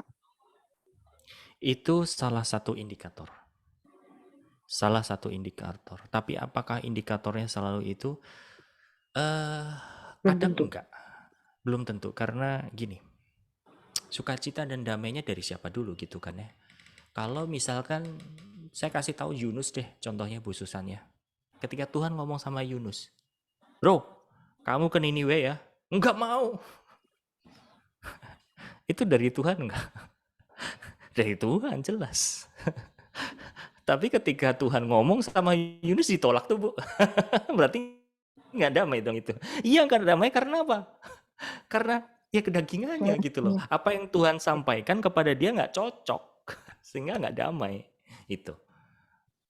Tapi yang jelas kalau itu dari Tuhan, konfirmasinya sesuai firman. Itu satu jelas. Soalnya kadang-kadang kan apa kata Tuhan, apa menjadi kehendak Tuhan, kadang-kadang kan nggak sesuai dengan suara hati kita Pak, kedagingan kita Pak. Betul, selalu begitu. Selalu nggak cocok sama kedagingan kita Bu. Makanya saya tambahkan sekali lagi ya, perlu belajar kita untuk submit. Itu untuk nguji hati benar-benar sih menurut saya ya. Saya dulu banyak kesalahan juga kok. Ya, saya banyak ngelawan, saya sombong bahwa apa yang saya dapat itu betul semua dari Tuhan. Tapi setelah belajar ke sini, kalau itu dibiarkan, saya dapat penglihatan, saya dapat karunia, ini membahayakan saya. Kenapa? Karena tanpa disadari saya numpuk karunia, numpuk kuasa, tapi nggak belajar tunduk. Iblis bermain di sana. Hati saya nggak beres soal masalah tunduknya, sehingga jadi nggak murni. Wah, kelihatannya saudara, rohani ya Pak ya? Kelihatannya ngeroh ya rohani, Pak? Kelihatannya ngeroh. Itu benar-benar saya lihat, saudara. Saya lihat. Susah untuk membedakan. Satu sisi kayak, ini orangnya rohani banget dia. Dia kurang cinta Tuhan apa, saudara, semuanya. Tapi ada miss soal submission itu. Itu akhirnya jadi jawaban. Iya, dia masalah nih di sini nih. Kalau ini masalah, sekalipun dia bisa dengar suara Tuhan, bahaya. Gitu. Kira-kira gitu Bu Susan. Oke Pak, makasih. Ya, sama-sama. Nah, satu buktinya lagi tuh di Korintus dikatakan gini saudara ya. Karunia nabi tunduk kepada nabi-nabi. Itu kebenarannya saudara. Artinya apa? Kalau seseorang punya karunia nabiah, tunduk sama siapa? Nabi-nabi. Artinya apa? Siap diuji. Kalau kita takut diuji dan insecure saat diuji, problem. problem. Alasannya kadang-kadang klasik. Ya, saya nggak mau cerita nanti takut dikoreksi. Saya nggak mau cerita nanti takut ditolak. Problemnya apa? Gambar diri sebetulnya, hati itu masalah. Nah, bayangin saudara, satu sisi mau belajar dengar suara Tuhan, belajar taat, tapi satu sisi problem di dalamnya. Nah, ini yang bisa membuat kita melenceng. Melenceng 1 mili sekalipun saudara, di titik tertentu, itu akan meluas loh. Betul nggak? Coba ya, Anda coba garisan gitu, dari ujung ke ujung, miringin 1 mili aja. Mili kan 1 mili itu nggak kelihatan. Tapi ketika dibentangin garis lurus, mulai kelihatan. Gitu. Oke, ada lagi yang mau tanya? Saya Pak. Oke, silakan Mbak Ina. Tadi penjelasan Bapak yang terakhir itu saya kurang paham deh. Maksudnya apabila kita mendengar suara Tuhan itu dan kita takut untuk mengatakan takut tertolak, ibaratnya ya takut dikoreksi kayak tadi, takut nanti orang itu kamu ngoroh aja gitu. Nah itu maksudnya gimana ya Pak? Itu saya belum paham. Oke, baik, saya coba pertajam lagi Mbak ya, Kak Ina ya. Gini, menjadi orang percaya, menjadi anak Allah yang dikasihi itu pasti akan membuat jiwa kita, mental kita akan secure. Dalam arti gini, ini belajar insecurity ya, Bapak Ibu Saudara ya. Baru kemarin tuh saya ngomong sama seseorang, ini calon pemimpin, saya bilang begini, tahu nggak, kita itu cepat atau lambat harus belajar loh dengan kenyataan dan siap ditolak. Saat ditolaknya pun harus punya satu navigasi. Kamu aman nggak? Kalau kamu nggak aman ditolak, something wrong di dalam jiwamu. Ada gambar dirimu yang belum utuh. Gambarnya Tuhan ada di dalam dirimu. Apalagi kalau kamu ditempatkan di tempat yang lebih tinggi lagi, nggak akan semua itu merasa cocok sama kita. Dan nggak akan semua orang itu akan setuju dengan kita. Apalagi kalau kita bicara tentang teamwork, kita bicara tentang pelayanan, komunitas, saudara. Seperti tadi saya bilang, coba dari 10 orang, kerja bareng. Ketika ngadepin perbedaan, kayak apa? Selama konflik nggak berkesudahan, artinya apa? Nilai penundukannya belum ada. Nilai kerendahan hatinya belum hidup seutuhnya. Nggak siap dengan perbedaan. Tapi kalau siap dengan perbedaan, harusnya apa? Ya udah, sesuatu yang biasa. Isi aja, gampang aja gitu. Tapi kalau problem di dalam hatinya, ketika usul kita, ketika apa yang kita sampaikan itu dipatahkan atau tidak diterima, kita akhirnya jadi trauma, akhirnya jadi, saya setiap kali usul nggak pernah diterima, saya setiap kali ngomong nggak pernah didengerin, lebih baik saya diem aja deh. Ini sebetulnya menyimpan. Gini loh saudara, simple banget, sederhana banget. Coba, saya belajar hal yang sederhana gini. Kalau kita berada di dalam satu tim, posisi kita itu bukan leader, posisi kita itu adalah tim. Ketika pemimpin di situ, entah di gereja, entah suami, entah siapa, orang tua atau apa gitu ya, minta pandangan kita. Ingat loh, yang diminta itu adalah usul. Yang diminta itu adalah pandangan. Bukan keputusan. Tapi seringkali kita punya problem di sini. Bahwa usul kita paling benar. Apa yang kita lihat harus jadi jawaban. Ini yang jadi masalah akhirnya. Ketika atasan, ketika pemimpin kita nggak dengerin kita jadi tertolak. Kok saya nggak didengerin ya? Ya udah deh, kalau kayak gitu ngapain lu harus nanya-nanya saya? Masalah. Nah itu ke bawah-bawah dalam apa? mendengar suara Tuhan sekalipun. Kalau kita mendengar suara Tuhan, lalu kita takut untuk menyampaikan, kita takut untuk menceritakan, karena alasan itu tadi. Masalahnya di mana? Masalahnya di hati. Masalahnya di gambar diri. Gitu. Kalau ini dibiarkan, bisa membuat kita tersesat. Kita merasa kita kenal Tuhan, kita merasa kita dekat dengan Tuhan, tapi menyimpan insecurity itu. Seimbang nggak? Jelas enggak. Kalau kita ngaku kita kenal sama Tuhan, Tuhan pasti akan membawa pembaharuan, Tuhan akan membawa pemulihan, Tuhan akan menjadikan yang tidak aman menjadi aman. Seperti itu. Kira-kira nangkep nggak, Kak Ina? Nangkap Pak, nangkap. Ya.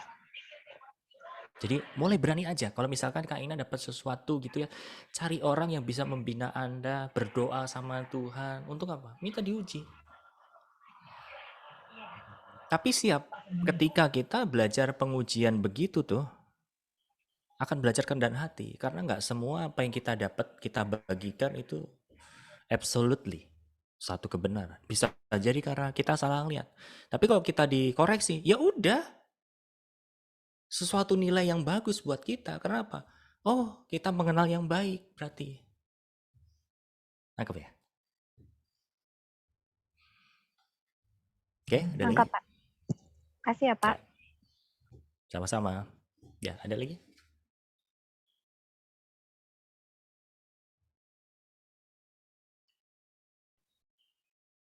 Oh, ada Bagus. pertanyaan terus, mesti gimana? Bingung. Agus, saya Maksudnya ada bingung gimana? sedikit. Oke, gimana Bu Betsy? Ya, kayaknya mirip-mirip dengan pertanyaannya Mbak Febe.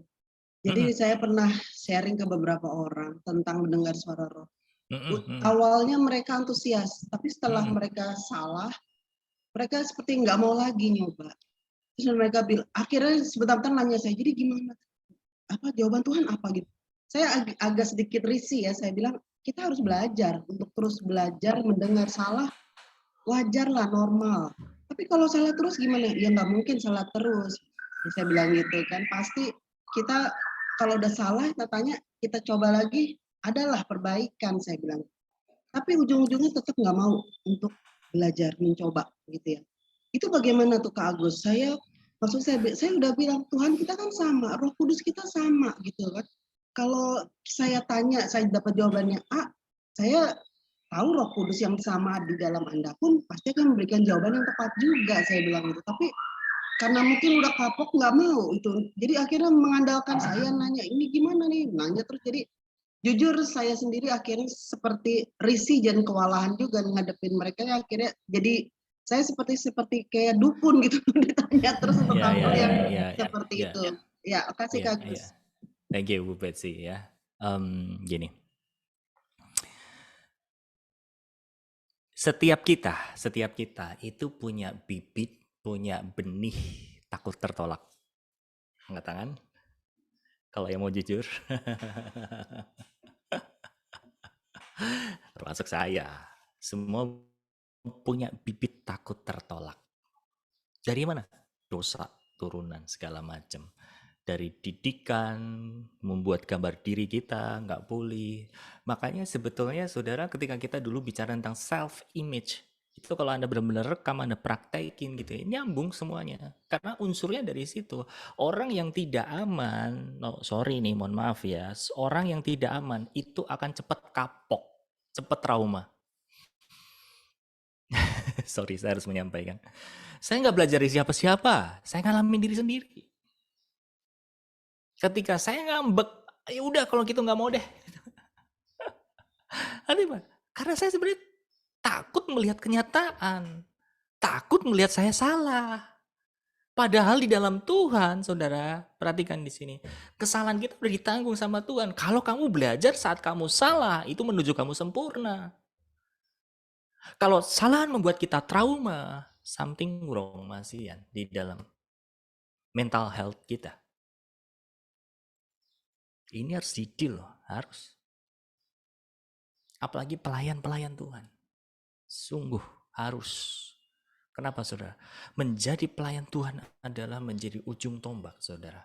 Harus membawa surga Tuhan turun, kemurnian, kehati-hatian, segala macam itu betul-betul menuntut loh.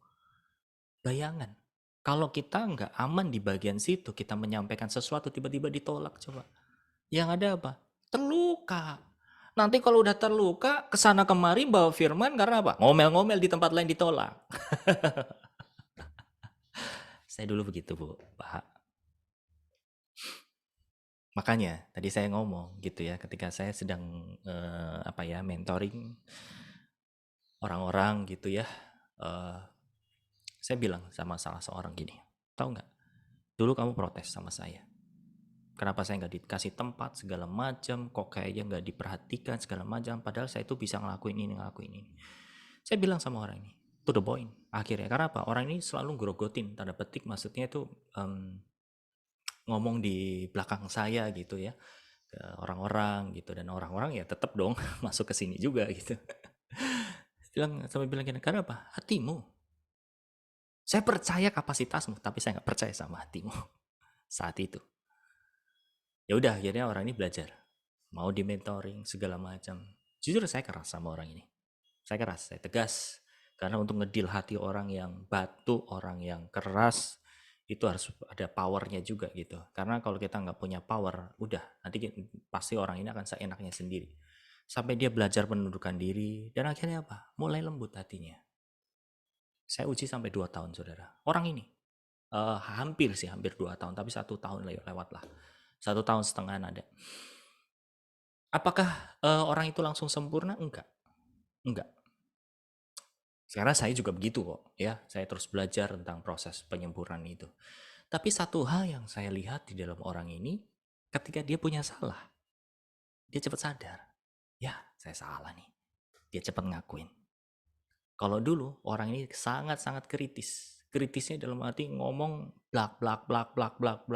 Sehingga apa? Banyak orang tersakiti. Dia nggak nyadar.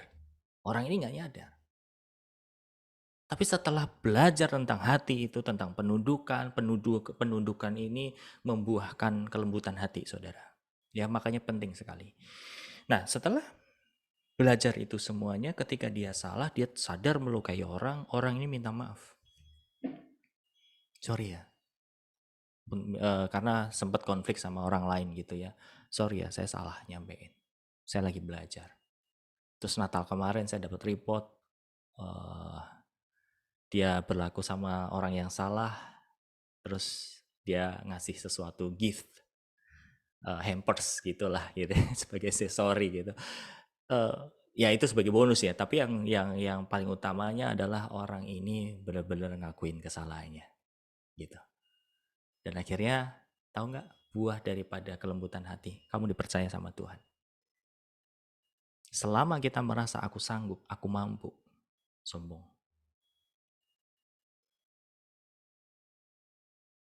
Betul, ada masa lalu kita itu akan dipakai sama Tuhan di masa depan dan pakai untuk kerajaan surga. Tapi selama kita membanggakan itu semuanya, Tuhan nggak senang. Apa yang harus kita lakukan? Serahkan itu dulu semua sama Tuhan. Tuhan, I'm nothing. Aku nggak bisa apa-apa tanpa Engkau. Benar, itu ada nilai-nilai yang bisa dipakai sama Tuhan, tapi biarkan Tuhan yang akan ngidupin sendiri, saudara. Ya, pernah saya alami beberapa tahun yang silam soalnya. Dari background yang ada, saya mau pakai, saya terapkan di dalam dunia kerohanian, bubar semuanya. Akhirnya apa? Tuhan ajari tentang hati ini dulu. Seperti itu. Yang paling belakangan yang saya mengerti banget adalah itu tadi. Soal ditolak itu tadi. Gimana respon saya? Apakah saya tetap safe? Apakah saya kapok? Atau saya nggak kapok tapi bisa menavigasinya? Itu. Kalau saya kapok, saya trauma. Masih masalah hatinya. Itu. Orang kadang, satu contoh gini.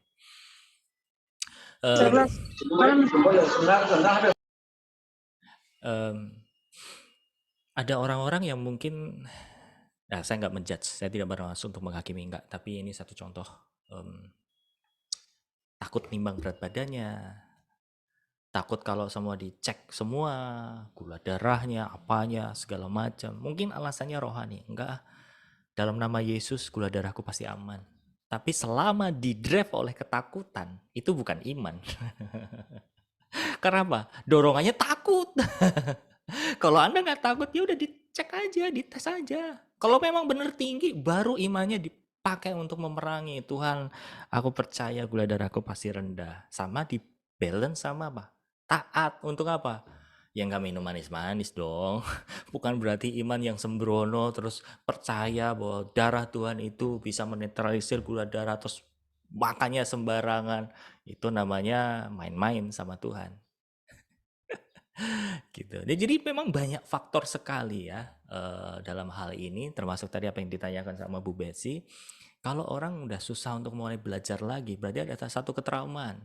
Kalau orang trauma, ada sesuatu masalah di dalam mentalnya, gambar dirinya, emosionalnya yang harus terus dipulihkan sama Tuhan.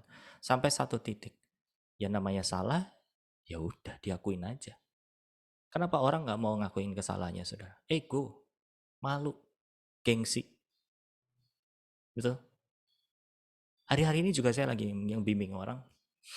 Akibat karena masa lalunya takut ditolak, orang ini akhirnya ngebangun satu karakter untuk membarier, untuk membatasi, untuk membuat tembok dalam dia berhubungan, dalam dia berkomunikasi. Pengaruh semuanya. Pengaruh semuanya. Orangnya keras, yes. Dan saya bilang, saya tuh bukan orang kayak gitu. Oke, Anda bukan orang kayak gitu. Tapi gini, ketika kamu mengambil satu keputusan, tapi karena dasarnya ketakutan, kamu ditolak, kamu akhirnya menjadi orang yang main aman. Saya bilang gitu. Dia berdiam. Iya sih, bener sih. Iya kan? Kalau orang yang memang takut, ada dasarnya itu takut, saudara, dia pasti akan main aman. Karena apa? Nggak berani menghadapi kenyataannya. Makanya harus aman dulu dari dalam nih. Gitu. Jadi dorongannya gimana? Bantu orang-orang seperti ini, Bu Betsy, untuk sembuh dari gambar dirinya dulu, hatinya dulu dibentuk. Kasih tahu, encourage dulu bahwa tahu nggak? Allah kita itu Bapa yang sangat mengasihi loh. Kaitkan dengan mereka sebagai orang tua. Kalau kamu punya anak, terus anakmu itu salah saat dia belajar, kamu bakal ampunin nggak? Iyalah, ampuni. Nah, itulah Tuhan kita, itulah Allah kita, itu Bapak kita juga begitu. Selama kita mau berada di dalam track, mau belajar, tapi berbuat salah, bangkit lagi yuk. Tapi sebaliknya, kalau memang dasarnya nggak mau bertobat, ya udah. Kira-kira gitu, Bu Betsy. Terima kasih, Kak Gus. Sama-sama, Bu. Oke ya. Oke, terakhir, ada lagi?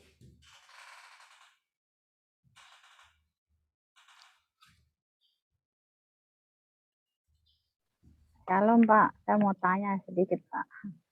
Oke, silakan.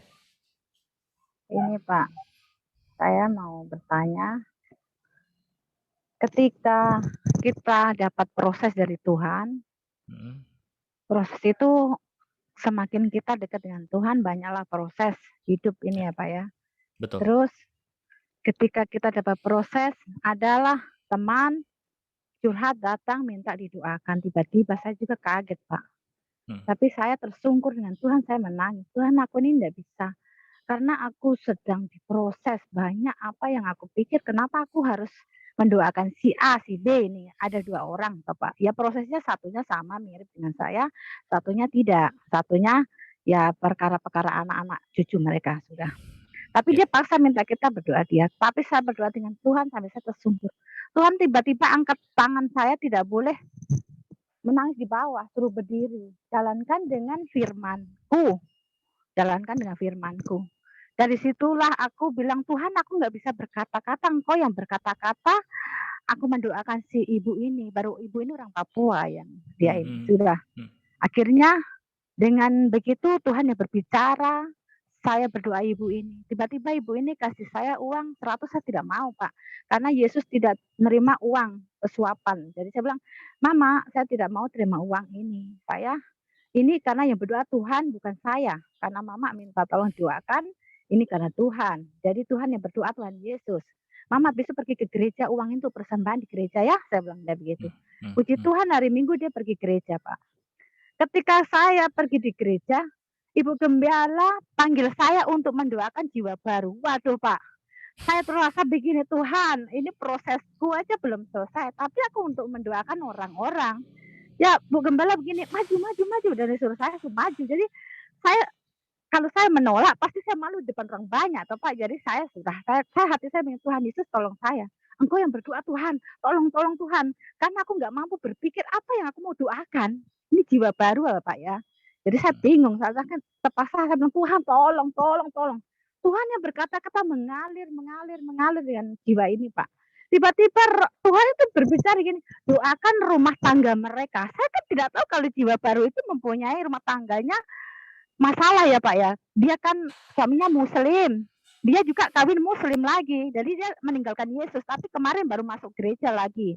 Jadi tiba-tiba kok Tuhan bilang doakan dia rumah tangga. Sudah saya berdoakan dia rumah tangga mereka. Tuhan pulihkan anak istri. Ya anak suami mereka Tuhan. Langsung setelah itu selesai. Terima berkat. Selesai kita kan nulis di buku itu untuk jiwa baru toh Pak. Ngafar begitu. Tiba-tiba saya tanya, Ibu punya rumah tangga? Iya Mbak, saya kasih tinggal rumah. Karena suami saya sering usir-usir begini-begini karena suamiku Muslim Mbak. Oh Tuhan tadi secara begitu, jadi begini, sudah tertanam di gereja ini, kau tetap mengikut Yesus. Kamu mendoakan suamimu. Suatu saat suami akan kembali ke Pak kamu dengan anak-anaknya 4 Pak. Jadi padahal posisi saya ini ada proses Pak. Jadi saya pulang sampai saya terkaget dari minggu ini kemarin. Tuhan, inikah jalanmu Tuhan? Ini prosesku aja belum selesai Tuhan. Tapi kenapa yang Tuhan ngirim saya untuk mendoakan yang proses mirip-mirip dengan saya Pak. Ya sudahlah, saya berjalan apa yang Tuhan bicara ya sudah. Dari situ Pak, hati ini bersih, sukacita terus. Tapi saya terheran itu bagaimana ya Pak? Aku mau bertanya ini Pak, itu bagaimana? Kok aku bisa kayak gini itu loh Pak, yang aku ya heran. Nah itu bagaimana ya Pak ya? Oke, terima kasih Ibu Kristiana sudah bertanya itu ya. Saya diingatkan satu kejadian ya. Ketika saya dipanggil sama Tuhan untuk full timer, apakah saya sudah lepas semua masalah saya? Belum. Dan itu jadi reason saya, alasan saya buat nggak mau terima panggilan Tuhan. Saya tuh ngomong sama Tuhan gini, karena 3 kali saya dipanggil Tuhan untuk full timer, saya yang kedua dan ketiga ngomong, Tuhan oke, aku akan terima panggilanmu, tapi izinkan aku selesai dulu dari masalah. Baru saya melayani, biar nggak jadi omongan. Tapi di situ ternyata Tuhan mau buktikan siapa Tuhan, siapa saya. Akhirnya siapa yang menang? Ya Tuhan yang menang. Saya akhirnya disudutkan sampai satu titik saya harus resign, saya harus keluar.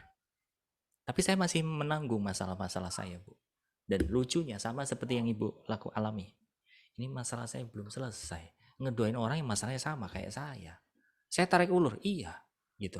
Iya, bingung. Dan ternyata setelah secara umum ya saya alami itu, ternyata Tuhan didik kita. Tuhan mau memperlihatkan bahwa ini loh masalah orang yang sama dengan kamu, aku bisa selesaikan. Apalagi masalahmu. Itu masalah gampang yang aku selesaikan. Yang penting apa? Taat. Mau mengikut aku.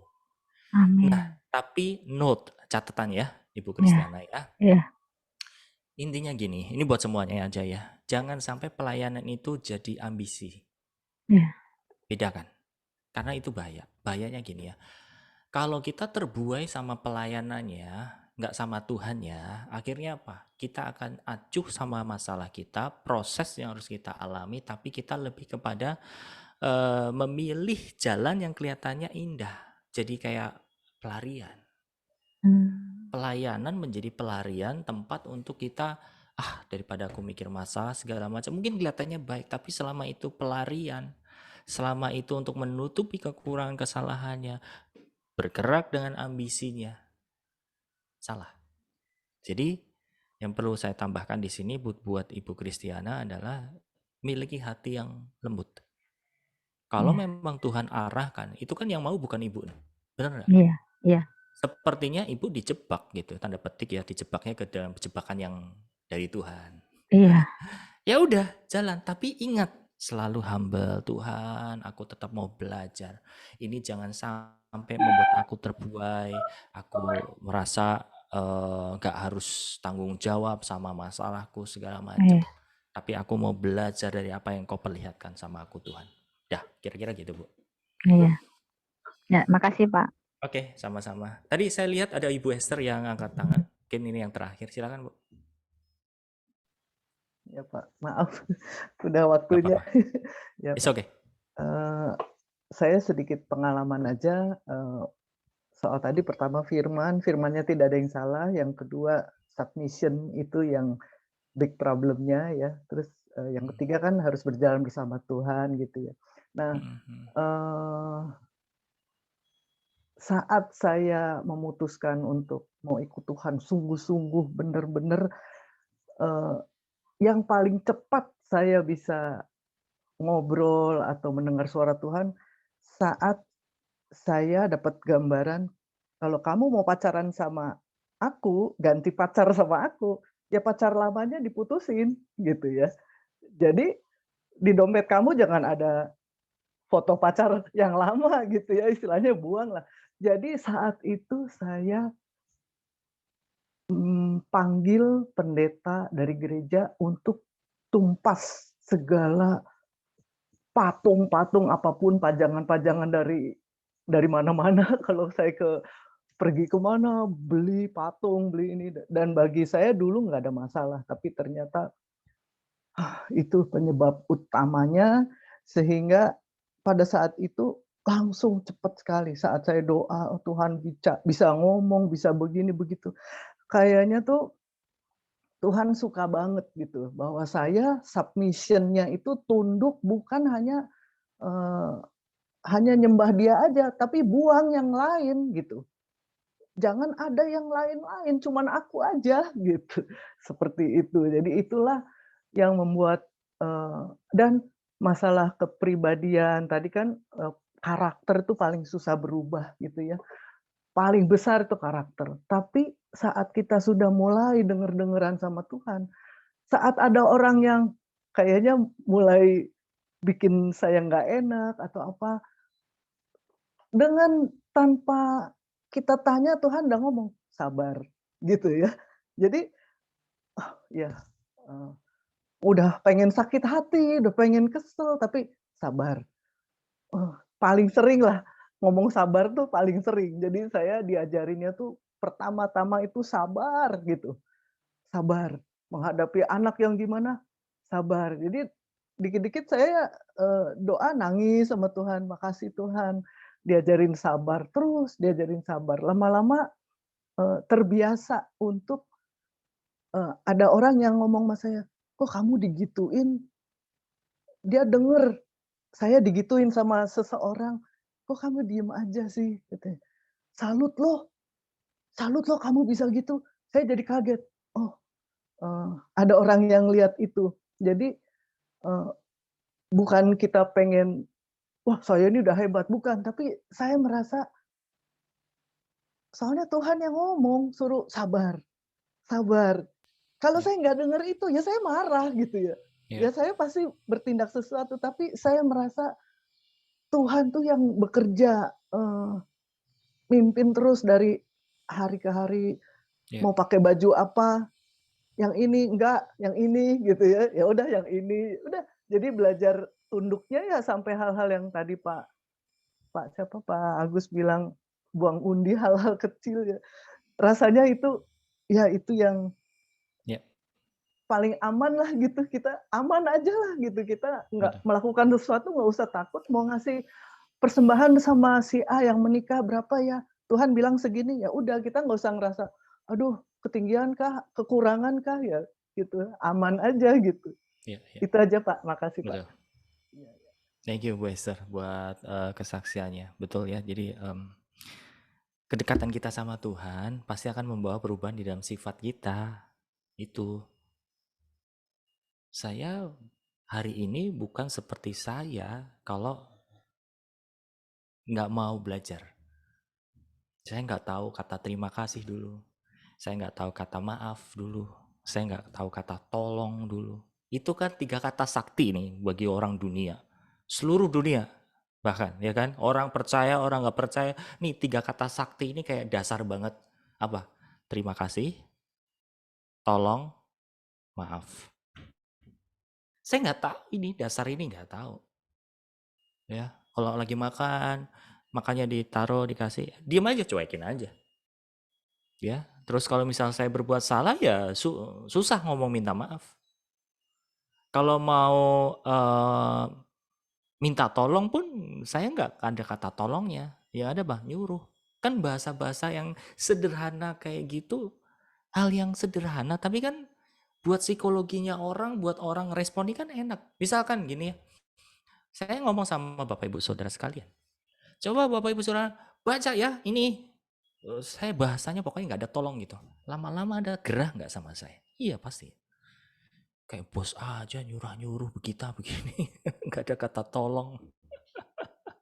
Ya, terus udah gitu saya berbuat salah. Orang ini lempeng aja gitu ya, nggak ngerasa dia salah. Orang ini udah dikasih malah nggak terima kasih gitu.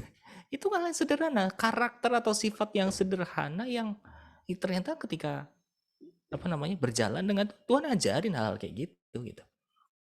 Jadi Tuhan membawa pembaruan semuanya, bukan untuk wah itu ya, untuk menyampaikan satu penglihatan karunia, bukan hanya ke situ saja saudara, tapi semuanya secara keseluruhan.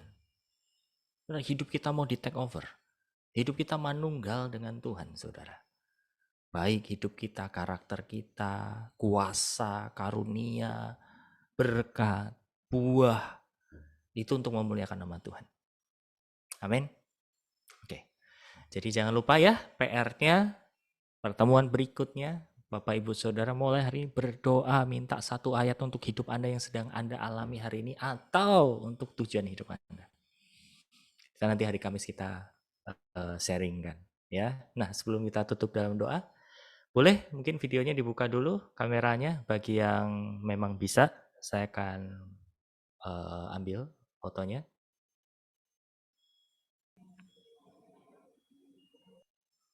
Oke, saya akan tunggu. Hitungan ketiga ya. 1. Satu layar dulu ya, nanti ada layar berikutnya. 1, 2, dan sebentar, masih ada yang goyang-goyang. 1, 2, dan 3. Oke, layar yang berikutnya. Sebentar, 1, 2, dan 3. Oke. Baik, kita sama-sama kita tutup dalam doa dulu ya.